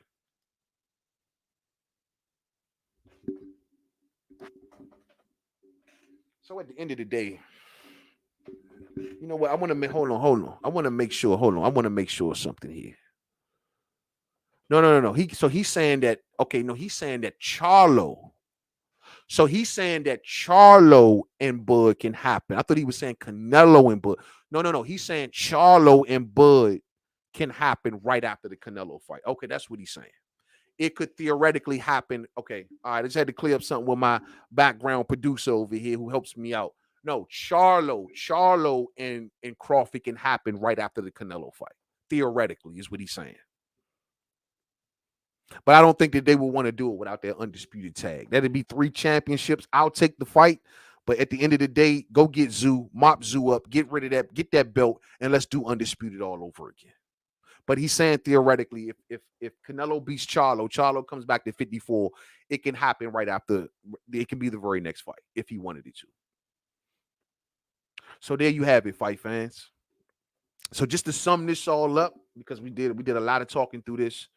Just to kind of sum this all up, let it be known, Errol Spence has been consistent. He wants the rematch. He has told them nothing different, okay? Nothing different. He says there's a lot of conversations going on with his team. He also says that they're wondering what's best for his health, as you can clearly see. So the decision of whether or not Errol should take the immediate rematch in December, well, this seems like something that Stephen Espinoza, and he's signaling the team as well. Well, they may have some reserves about Errol, and they want to, do what's best for him, given all that he's been through. They want to know if there's lingering effects. And it's funny he mentioned from the car accident and all. But that was it was like so long ago. You need to worry about their lingering effects from the ass whooping. From the ass whooping. The car accident was a while ago. You gotta look at it from this point of view. The car accident, the eye, on top of all of that, then the ass whooping, and then go right back in there in December. That's what's key here. Y'all overlooking the ass whooping that Bud put on him, man. That shit took a lot off of him. I've never seen Errol Spence Jr. looking like that in a fight. Never. People need to stop overlooking that ass whooping, bro. That's my concern about pushing the fight out because of the ass whooping that he took. And he is going to be wrecked. Y'all going to get that kid stopped in 3 rounds. You throw him in there in December. 3 rounds. And they're going to have to carry his ass up out of there in a stretcher. Punch resistance is nothing you can see, fight fans. You can't look at a fighter and say, oh, he has no punch resistance. Oh, you can't see that. You find these things out after the beating. Something ain't right here, man. Something ain't right. And that's my concern. The beating. Push it down by a few months. And also give Errol Spence Jr. enough time to think and to wonder whether or not if this is something that he wants to continue to do. Give him his time. He may not want it, but you got to do that. And that's why I say I agree with Stephen Espinoza when he says, hey, man, we concerned about his health. He says that these are fair questions.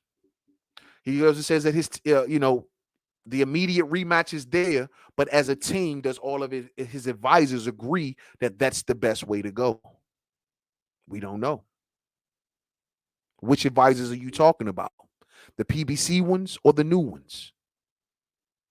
He told us it's an immediate rematch, which means that it has to happen next, which means that if someone takes a fight, the rematch clause becomes null and void.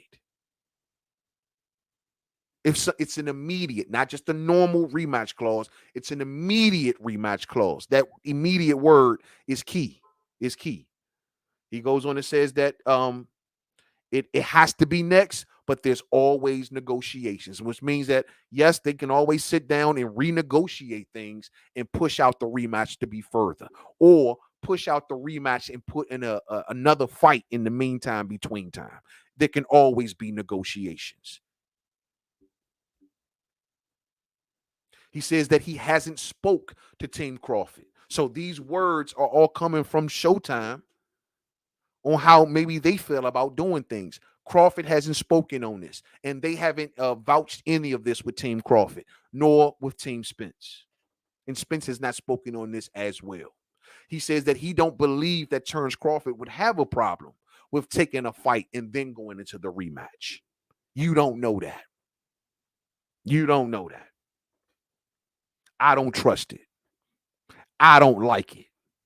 And Boots is going to be last on the list.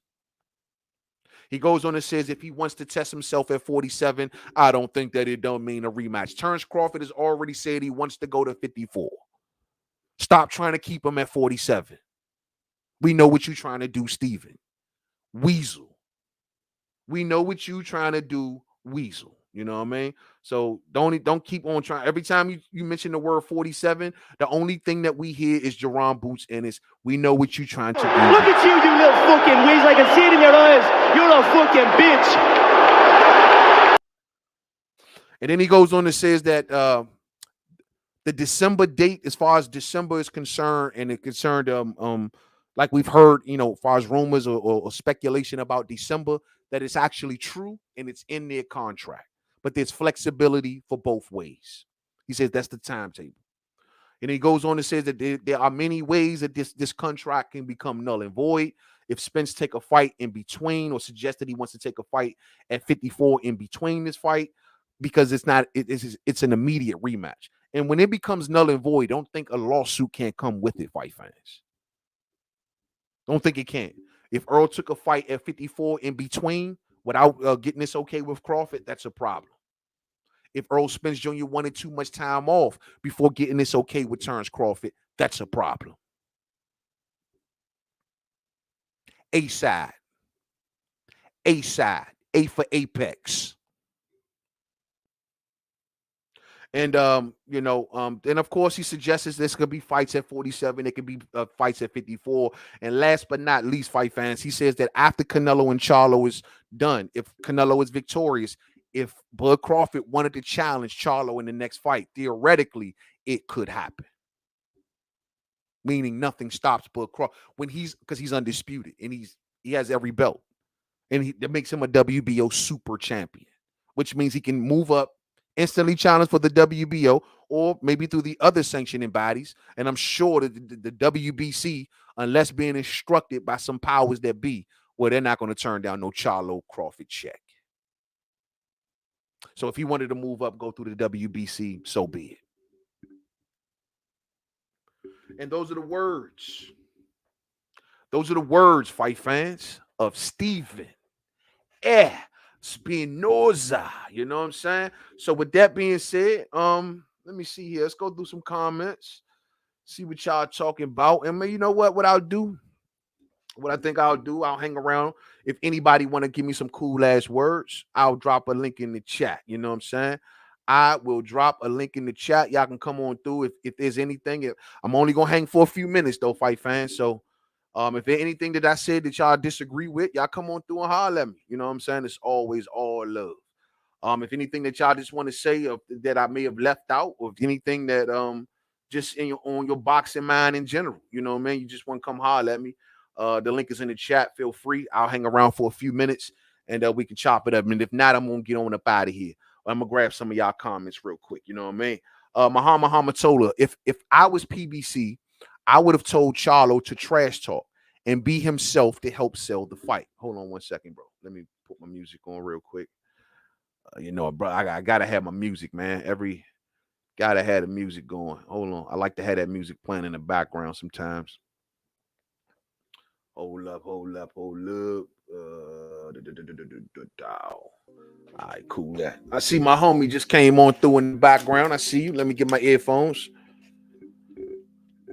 See the homie Big Shake the God just came on through. What's up, Big Shake? Bro. Hope all is well. Yes, sir. What up with it, bro? How you been, man? Man, chilling, man. Just here talking this real spill, man, like we like to do. You feel me, man? Just covering the details from this rematch, man, seeing if we gonna get it or not, Yeah, I keep it real, man. Like this rematch situation, if Errol Spence only feel as though he got a couple fights left anyway, he could go ahead and take it right now. But if he plan on really like trying to extend his career, I think he kind of need to take a page out of old school boxers' book. Like, there's nothing wrong with rebuilding, working on some things, and coming back. Like, and I keep it real. I'll give you an example. What they trying to do with AJ right now, he getting a lot of flack for not running straight into that Wilder fight. But AJ ain't winning that Wilder fight, especially right now with his confidence level.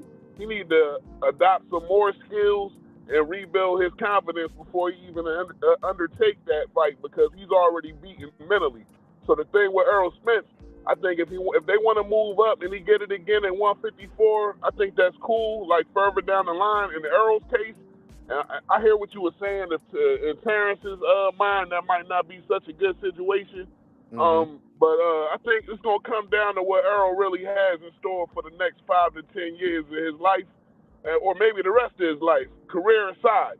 So he need to be real with his doctors and really consider his health moving forward. If he's cool, if he's clear and good to go, and he want to hop back in there and get it, then go ahead. But I don't see nothing wrong with kind of taking the page out of the book from the boxers of the past that took losses on big fights and rebuilt for like a fight or two, and then came back stronger and had productive careers.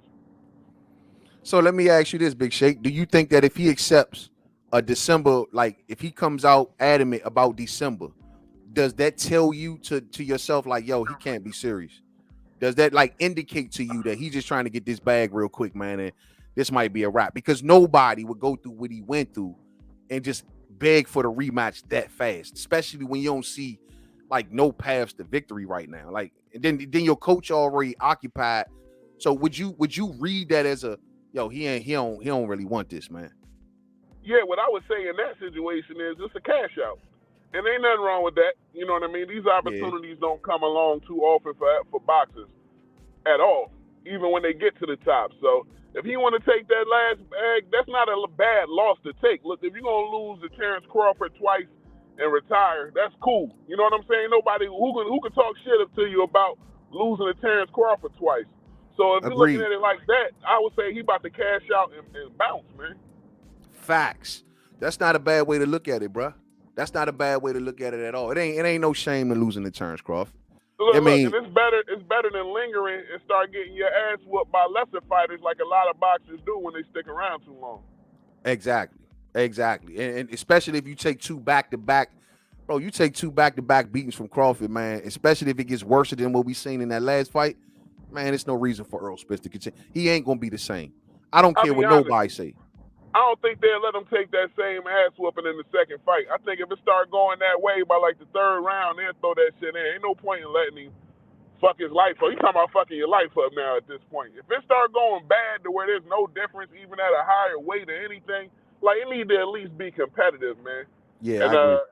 And I would have to say, man, if they come in with that same game plan, yo, it's like, yo, what would it be, a kamikaze pilot? You can't come in like that again. So, I look at it like, yo, man, he ain't getting the full service of his coach right now. You got to be honest about that, man. He ain't getting the full service of his coach right now. His coach is occupied. It's no way his coach is sitting down drawing up a game plan for him, Ryan Garcia, Anthony Joshua, Charlo, all at the same damn time. And you know what's funny? Because Jermell Charlo kind of peeped that and brought Eddie Reynoso back into the mix and a couple other guys to kind of supplement that. So, you know, I didn't really 100% agree with that before because a lot of trainers have large stables. But you're probably right, man. Dude going across seas, he coming here, he going there, and you just hear him. When I heard him in the Sway in the Morning interview with Charlo, he like, yeah, you know, I was upset about it, but not to say I got to dismiss it, but I don't really got time to think about it. I had to hop on the plane to go see AJ and this and that. So it's like, damn, man. Don't forget what got you here. Yeah, that's not good. What got you here. You know what I'm saying? See, when you're right. Because when he was just one-on-one with Errol, I mean, dog, that's when Errol was optimal. That's when Errol was Errol. You know what I'm saying? When it was just him and Errol. He started picking up. Errol was way more mobile at that point. Like, what I don't like right now at this stage of Errol's career, he don't have the foot mobility that we was used to seeing. Like, it's kind of like he rushing to do the damage, whereas before he was a lot more patient and he would box with you a little bit first. Like I don't know, I don't think he believed in himself in that fight. I don't know what reason, but I don't know. Everything's not always optimal for every fighter coming into these fights, but the tactical situation in that, it just wasn't together at all. Like, I'm wondering what the fuck the plan was, man. But see, that's just it though, Big Shake. That's just it though, bro. Like, that's the problem, and I think that I have to say about Derrick James right now. They got comfortable. They got comfortable, used to doing the things that they've always done against lesser dudes, little fighters like Mikey. They got comfortable in fighting that volume style and beating up guys and breaking guys, and there was no more layers at it. It just like it stopped, it stagnated. And you saw the same Errol. You saw the same. Bro, Bomac and them have been studying that version of Errol Spence Jr. since the amateurs. You didn't give them nothing new. You know what I'm saying? It came down to a point of starting to kind of believe your own hype to a degree, even though I don't think he thought it was sweet. But, man, I ain't seen Bud coming off like that. He showed his whole ass in that performance and the way he filled out into the weight class. I don't think they seen that coming, man. Like, he was a totally different boxer physically than what he was 2-3 years ago. And I don't think they was able to estimate that. Well, see, that's just it, though, bro. I had to disagree slightly with that. I don't think that he's a much different boxer than he was. I think that everything that we saw from Bud Crawford he always had. Pete, now my thing is like we used to always talk about in the build-up, like they used to always ask about like where's his legs and when the last time he used this and when the last time he used that. He's always had these tools. It's just that whoever you put in front of him, he used the proper things for the proper opponent. These layers to his game, man, we've been seeing this shit since 35. Since 35. I agree with that. No. I'm not saying as far as like tactically. We always knew he was a magician, and I'm saying that added with his new physicality at 147, it's a different layer to Bud because he was able to fill himself out and actually fight in a more optimal condition for this weight. This the perfect weight class for Bud Crawford, man. He gonna be a real tough dude to beat. Everybody talking about Boots, and I'm from Philly, bro, and I love Boots. Boots should want that fight. Don't get it twisted. Boots should want that fight, but I would favor Terence Crawford to win that fight because it's like, man, dude got too much experience at this point, and he's a strong dude. Boots ain't seen nothing like that, and he ain't learned how to cut the ring off, and we ain't seen him put him in there with another fighter that can move yet, and we need to see that first before he even think about hopping in there with a Terence Crawford. No, he's not. He's gonna. I think when you're gonna see the levels exposed. You know what I mean? You sit him there next to a Terence Crawford. It's like I always kept telling people, man. Him in there with Vilas and some of the guys that he's already been in there with, bro. Like those dudes were made. They were made to be destroyed by Boots Ennis. But those were not the layers of. That's not the level of a Terence Crawford. You would see the level of Boots Ennis kind of shown to a certain degree when he got in. If he gets in there with a Crawford. And I think Boots. If they throw him to Crawford, they basically feeding him to Crawford at this point because they're not giving him an opportunity to develop. I think that key fight will be a perfect transition into that level. You want to fight some type of former world champion that got a high boxing pedigree before you step into that upper echelon of fighters. Yeah, but Terence Crawford, man, he already told everybody that I'm crunching at the weight at 54. I mean, at 47. He's going to 54. They've waited so long to finally start engaging with Crawford where he's literally outgrown the class. Remember when he first got there, he was too light. He was too small. And he's been there for over 5 years. And now he's at a point where he's too big for the weight. You know what I'm saying? He's strong as, bro. He's strong as, and that's the thing. He's not going. I ain't mad at him, man. After that demo he laid down, man, Bud can do whatever the hell he wants. I mean, I ain't about to get on here Bud bashing. Look. After you lay down the demo on the biggest night like that, bro, you get to write your own ticket. How come the black fighters can't never do that? Canelo been writing his own ticket after he got his ass whooped by Floyd. So my man should be able to shine in that win and do what the fuck he want to do moving forward. Like I ain't about to sit here hating on my man. I fuck with him. So but look, you know what? Let me say this then, Big Shake, and I'm gonna keep it a buck. After this Crawford and Spence situation is over.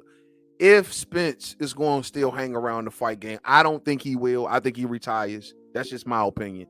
But if he does, I hope he does pick himself back up and get back on that pedestal that he once was. I don't want to see Errol Spence Jr. career ending in the dirt. You know what I'm saying? Like that's what because he loses the Crawford. Yeah, he makes the 2 big bags and so on and so. Does he have a chance of maybe going back after something at 54? Sure, he does. There's some dudes up at 54 he can kind of take advantage of if he's still Earl. You know what I'm saying?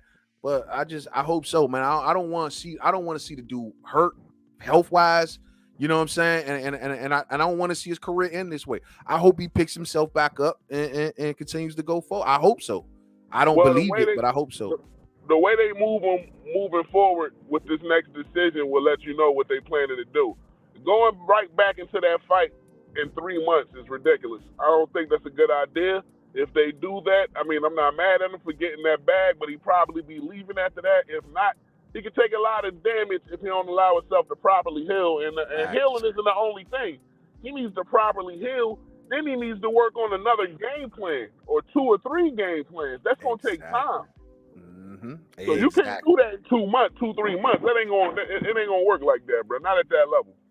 No, and if you like you say, if you want to take it that fast, if you so gung-ho about it, and you just like, yo, screw everything, no, that's you. I think Earl is sending a signal, bro. The end is near. He just want to get this bag out the way. Check this out, though. Check this out. Now, as far as the networks go, I don't think the networks made the money they wanted to make off of this fight. I don't think they want that fight in the next 3 months. I think they would rather build that second fight with a storyline, let Errol look better, or maybe get him into a new division and do that on another scale and try to make a bigger bag, because it didn't even break a mill, which I was surprised with. That is very, very true, bro. I ain't think about that. But my deal is all of this still got to be okay with Crawford. Like Crawford got to be on board with kicking a fight that far down the road and then willing to take risk after risk with fights in between, things going left, risking injuries. You know what I'm saying? I mean, all of and like I said before, I don't know, man. I just get a real funny feeling that Earl don't want to be around that long. I mean, he would need at least that much to make the fight competitive, a year or something to that effect. But no, man, Crawford ain't gonna want to wait that long, bro. I don't think he can take a year. He already rusty as hell. Errol can't wait a year. That's a little far. Maybe 8 months. No, I mean a year with a tune-up. What should I say? A year with a tune-up. Oh, with a tune-up? All right, that'll work. Yeah, that'll be good for him. But who's a soft touch? Who's a soft touch at 154 for Errol, though? They you probably gotta look through the rankings, but I'm sure they'll find somebody. A southpaw. Somebody said a good idea earlier. Somebody said that both fighters should go to 54. Let Crawford wipe out Zoo, and let Earl wipe out Mendoza. Brian Mendoza. I think that makes sense. That might work out. Because and then they both get an opportunity. They both get an opportunity to get acclimated to the weight class. Because I don't want nothing coming off of Terence just because it's a new weight class either. I would like to see him acclimate himself at 154. I want to see the best out of both fighters. True, but now I'm gonna say this. Now my deal is, like I said on earlier, man. When Terence goes to 54, or when we start going down the Zoo. And I want that shit to end with Charlo or either Canelo. I don't want Earl to be in the mix of that. Like, I want Earl's saga to be wrapped up. You know what I'm saying? Like, Earl can continue to go whatever path he's going to go, and then Crawford goes down his path. But to throw Zoo and Charlo and all of these things like that, and they're mixing it with the Earl situation, it's like, yo, keep them separate. Let Crawford do that after he does Earl. You know what I'm saying? And that's why I'm like, man, I don't really want no interim fights. I want them to wrap this up. I want them to give Earl more time. I want them to give him maybe to the spring. I think that makes a little bit more sense. Springish. Yeah. Give him more time. You know what I mean? But to say that you need to throw fighter A and fighter B in there, I don't know if I want that. You know what I'm saying? Well, yeah, we've seen that shit go bad before, bro. This is boxing. We've seen that shit go real bad before. So yeah, and they aging, man. These boys ain't youngins, man. They both up there now. So it's like, yo, they fought their whole careers. They fought those interim dudes their whole careers. Now they at the top. They at the end. They only should be fighting each other. So that being the case, though, it's only supposed to be money bags. I see Terence going for the largest fights imaginable at this point. Because he's at the end of his career, too. He don't want to linger too long. I ain't none of these dudes trying to let one of these soup sandwich fighters get a lucky one on them because they stayed around too long. So I see everybody going for the biggest bag at this point. They've already had their heyday. I think Terence still at the apex of his abilities. So his next moves are a lot different than Errol Spence's next moves. And he deserved it. They both deserve that. They both deserve at that point to look, hey, man, finish out your career the way most fighters in their positions finish out their career prize fighting. You know what I'm saying? Well, in Earl's case, if he lose, he might want to go after another belt at another weight class. That's a box he's yet to check. The major dilemma is they're coming from one of the most glamorous divisions in the sport to a division that's not as glamorous. So how they gonna play that with the 154 weight class not being as illustrious as 147 and 160? Are the names gonna carry it, even though it's at not such a glamorous weight? But they are the glamour. They are the ones that make the division glamorous. My deal is they take that same glamour with them up to 54. When you throw that in the mix with some of the guys that's up there, the Mendozas, the Zoos, the Castanos, the Fundoras, the what's my guy Lubin, the Lubins. When you mix them up and you add a dose of Crawford and a dose of Spence, they bring that glamour with them. You know what I'm saying? Because it's going to follow them. I'm a little more excited about them each getting the fight now when you lay it out like that. There's some good fights up there to heat this thing up. Real good fights. Right. And bro, and trust me, ain't nobody trying to hold undisputed forever. Them sanctioning fees hurt. You know what I'm saying? So I mean, no matter what happens with Charlo, even if Charlo lost to Canelo, right? Zoo got the WBO. Zoo and Mendoza mix it up. If Zoo and Mendoza mix it up, that's an opportunity for either Bud or Spence to go after a belt. You know what I mean? Like let them pursue other things, man. Let them wrap this up so they can pursue other things if their career asks for it. That's what I think. And like I said, man, Errol Spence, one of the biggest things that he wants to do, I'm sure, I would think, at least the old Errol Spence. I don't know about this version of the old Errol Spence always wanted to move up in weight and get a belt at a higher weight class. Yeah. maybe he should. Maybe I he do think that. 154 is definitely the way to go. And if they're able to stretch it out till the spring and introduce each other to the weight class, that's not such a bad idea. Facts. So if they can stretch it though, if they can't stretch it, man, I don't know. I would say Errol take another fight in the spring with somebody else and come back, build yourself back up. You could come back and get that fight. You can earn that fight again. You know what but I you mean? know what though, In Big Shake, 2-3 Bud fights. Bud might be cool about it though. I can't look.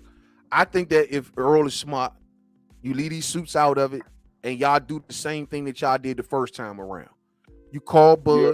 You know what I mean? Bud ain't a hard cat. Clearly, he got a lot of respect for Earl. They can talk. He like him. Yeah, he they likes can. the guy. You can tell, man. You can tell, bro. He They like can it. talk.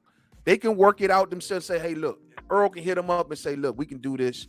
Can we? Is it cool to do this in the spring of 54? I'm sure, bro. Bud gonna be like, yeah, go ahead, do what you gotta do, bro. I understand. I think so. You know what I'm saying? Crawford see the business on PBC now too. He not as opposed to it as he was before because he's seeing how PBC's platform could benefit him. So it's a good thing that he actually got down with them and he getting a good relationship with them guys. It leaves a lot of opportunities for him moving forward. Facts.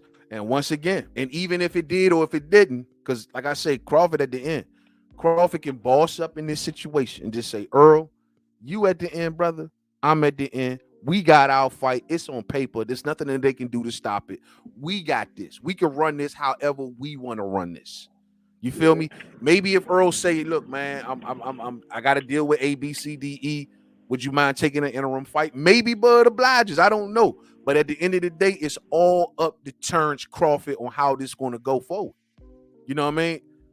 If Errol Spence is serious about his career and he really is thinking about longevity and not the immediate bag, you call up Terence and you work out something. If not, man, I don't think you should leave it up to the suits because the suits gonna mock this thing all up and they're gonna put fighter A, fighter B, fighter C in the middle of all of this, make more money, stretch it out longer, build, make the fans get back on here, going back and forth all over again. All of that shit, man, nah, it ain't gonna happen that way again. Just let these boys wrap it up.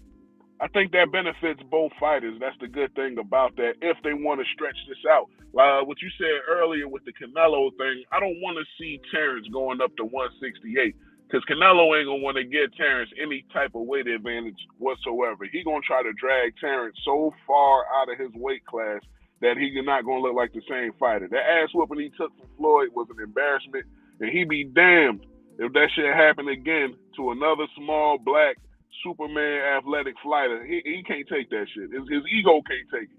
Yeah, I don't see them. I see him trying to take the advantage of Bud too. And if there's something like that happen, Bud should just turn around and go about his business, man, and call it a day. Ain't nobody that pressed for no. Bud had made money at this point. Like money probably ain't his number one driving factor no more. Man will make damn near 50 million in 2 fights. So come on, bro. You know what I mean? He probably ain't tripping one way or another, man. But you know what, Big Shake, I'm gonna go ahead and wrap this on up, bro. Thanks for wrapping it up with me, man. I appreciate you, man. We're gonna get up again real soon, all right? Peace to you. All right, man. Be good, man. Yes, sir, man. That's Big Shake the God, man. That's fam right there. You know what I'm saying? As always appreciate the great conversations. You know what I'm saying? Always appreciate the great conversations, fight fans. So we've been going for about 2 hours at this point, fight fans. I'm gonna wrap it on up. I see my main man D-Ray is up in here on my high. I see you on my high on deck, D-Ray. Man, they say, man, y'all was loving that parade out there, brother. Say y'all was loving that parade out there, man. Good stuff, man. Good stuff. I'm glad you up in here rolling today, man. Salute to my homie D-Ray Promotions, man. He says no smoke. He says no tune-ups. Yeah, exactly. At the end of the day, it all sits with Terence Crawford. You know, if Earl is smart, like I said, bro, if you want to get some decision made like that, the best thing to do for Earl would be to call Crawford himself. Don't let these suits get involved. Don't let these whispers in your ear. Y'all work it out. Y'all did it the first time around, and it worked beautifully. You can do the same thing this go round. You know what I'm saying? Just keep in mind that Terence Crawford is the A side. You know what I'm saying? Here it is, says, yo, salute, main man. I don't blame Espinoza. It was so uncompetitive that I would worry about the pay-per-view numbers on the rematch. I mean, Yeah, I mean, look, I know a lot of folks thought maybe, hey, it should have went over 1 million and so on and so forth. And I get it. It didn't do over 1 million, but let's just call it for what it is, fight fans. They did this in a very respectable way. It did not have the same vitriol that the fans got. Like, if they would have maybe displayed what we have been displaying for years, then yeah, I'm sure a lot of people would have bought into it, but they didn't take that route. If they could have took this number and marked it out. If one of them would have got into a little brawl, or if their camps would have, rushed the stage or something crazy like that, that would have probably knocked the numbers up. But they deliberately wanted to show the world. They deliberately wanted to show the world that two brothers can come together, and it ain't always got to be that kind of energy. That's what they clearly was set on a mission, because the stereotype of black folks, when we get together and what it is and what it ain't, they wanted to break that stereotype. That's why they try to keep their camps cool as much as possible. As you see, you heard the speech that Bud Crawford gave up there on that podium. Y'all heard the speech, and what did he say, man? That's what every time we get together, boom, boom, boom, boom, they were trying their best to go out of their way to show that, look, man, we can come together in peace, unity, and harmony. So they didn't smack each other. They didn't, show the vitriol that the fans got. They didn't show that. So for them to honestly do what they did, the way that they were acting, I say that's damn not bad. Not bad at all. Positivity is not popular. Positivity is not popular. And they were positive. So, of course, the numbers didn't do over. Y'all look at Tank and Ryan. They were talking major shit and showing it and all of the stuff that they were doing. Floyd's name attached to it. Oscar's name attached to it. That wasn't this kind of dynamic. The casuals, the kids, you know what I mean? It was a lot of hype that had to go into making those numbers the way that they were. These two fighters are not hype fighters. So that's why I don't even go into those numbers and shit, because, bro, look who we talking about, the cream of the crop. I don't give a damn about that. Oh, look what Tank and Ryan did. Who is Tank and Ryan beat? What have they done? Are they on your pound for pound list? Have any of them came close to a lineal? Has either one of them been unified? Has either one of them cleaned a class? Has any one of them beat the next two fighters underneath them? But then you want to hold their numbers up. Their numbers are hyped up because everyone loves the clown show.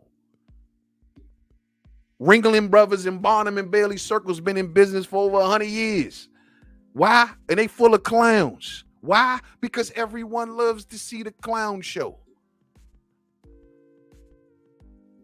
So, nah, man, I ain't tripping. This joint ain't do a meal. You know what I mean? At the end of the day, this is the top of the game. This is Triple H. This is the game. The cream of the crop, the rare air. This is the best of the best. And that's all that matters, man. That's all that matters.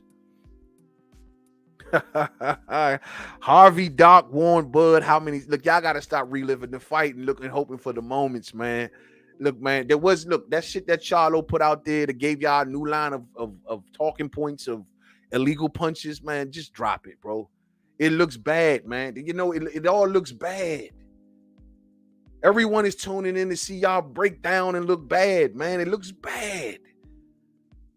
Let it go. It's over. Move forward. Look forward.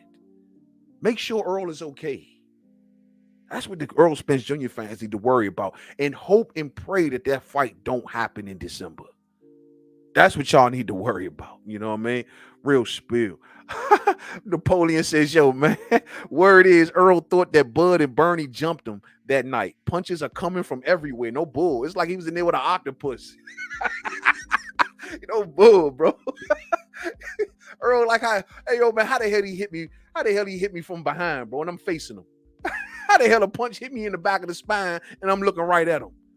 You know what I mean? Who hit me, man? Who hit me from the audience? No, that was Bud Crawford in his 74-inch arm reach. That's what that was, sir. Sorry. How the hell he hit me from way over there? You know what I mean? Last but not least, my homie Celestial being on deck. No Ryan Garcia and Tank had a lot of supporters. Plus, it was black versus Mexican, which will always sell. People knew that Errol was a hype job and Terence was going to beat him. Canelo knew that, and it wasn't worth buying. Oof. Damn, Celestial Ben. Damn. I mean, hey, man, everybody's entitled to their own opinions, man. I mean, hey, I don't know if they didn't think Errol was a hype job, but he was supposed to break Terence Crawford, right? I don't know, man. I don't know what happened, bro. I don't know. I mean, they said that Errol was a star, though. I thought he was the big star. Before the Crawford fight, and keep in mind, fight fans, these are the best numbers, whether it's paycheck-wise or pay-per-view-wise, that Errol Spence Jr. has ever had. Matter of fact, is it double, fight fans? Are we in double territory of his best numbers ever? Matter of fact, these are both fighters' best numbers ever. Best numbers ever. Not many pay-per-view numbers are even hitting at this mark for this price. So it ain't bad. Don't get me wrong, it ain't bad. But I thought Errol was the star. I thought he was a star, man. Everybody wants to be a star. And with that being said, hit that thumbs up on the way out. If you didn't hit it on the way in, share. Rock those bells. I want to give a major thank you to you all, fight fans. Y'all have been amazing in this stream. Thank you so much for all of your participation. For everyone that dropped a comment in the comment section, for everyone that hit that thumbs up on that like, man, thank you so much. And of course, absolutely, for everyone that donated in the super chat, man, and supported the channel financially today. Thank you so much. I really appreciate you all. We're going to keep on rocking. We're going to keep on rolling. You know what I mean? We're going to keep on covering this fight game the way it deserves to be fought. You know what I mean? Covered. And just keep in mind that we got Bud Crawford all the way to all-time great status, fight fans. In my early days here on YouTube, they told me he wouldn't. They told me that he couldn't. They told me that I was insane. They called me a fanboy. They say, man, you don't know shit about boxing. How could you even think of that about this dude? They called him everything but a child of God. And I stood with this man through thick and thin, defending at every corner. And not only did it pay off very well for the channel, very well, as we welcomed a lot of new family members, you know what I'm saying? Real spill. But I always knew that this man was special, and he was a special fighter. Looked like for over 5 years, because I've been covering Bud Crawford since 2015. Check my archives because they don't lie. So since then, never wavered. Turns out since that's 8 years. 8 years, Mainman has been 100% right. Have a blessed night out there, fight fans. To the next video. Peace out.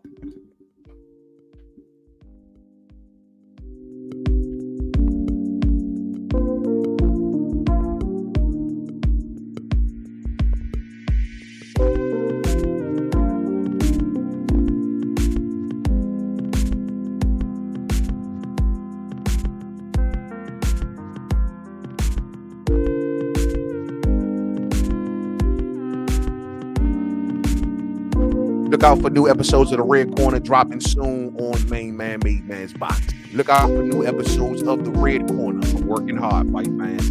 I'm working hard.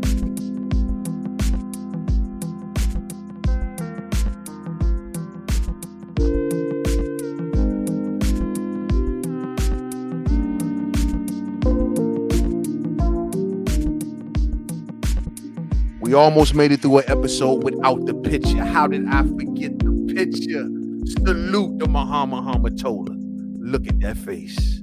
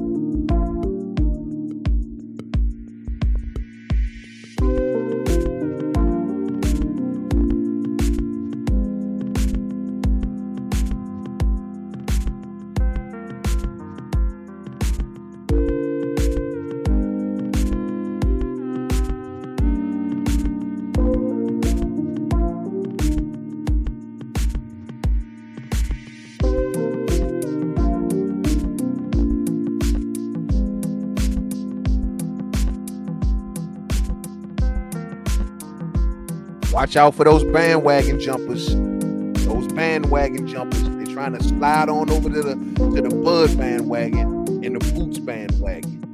Keep your eyes open for those Spence snowflakes. That's bandwagon jumpers.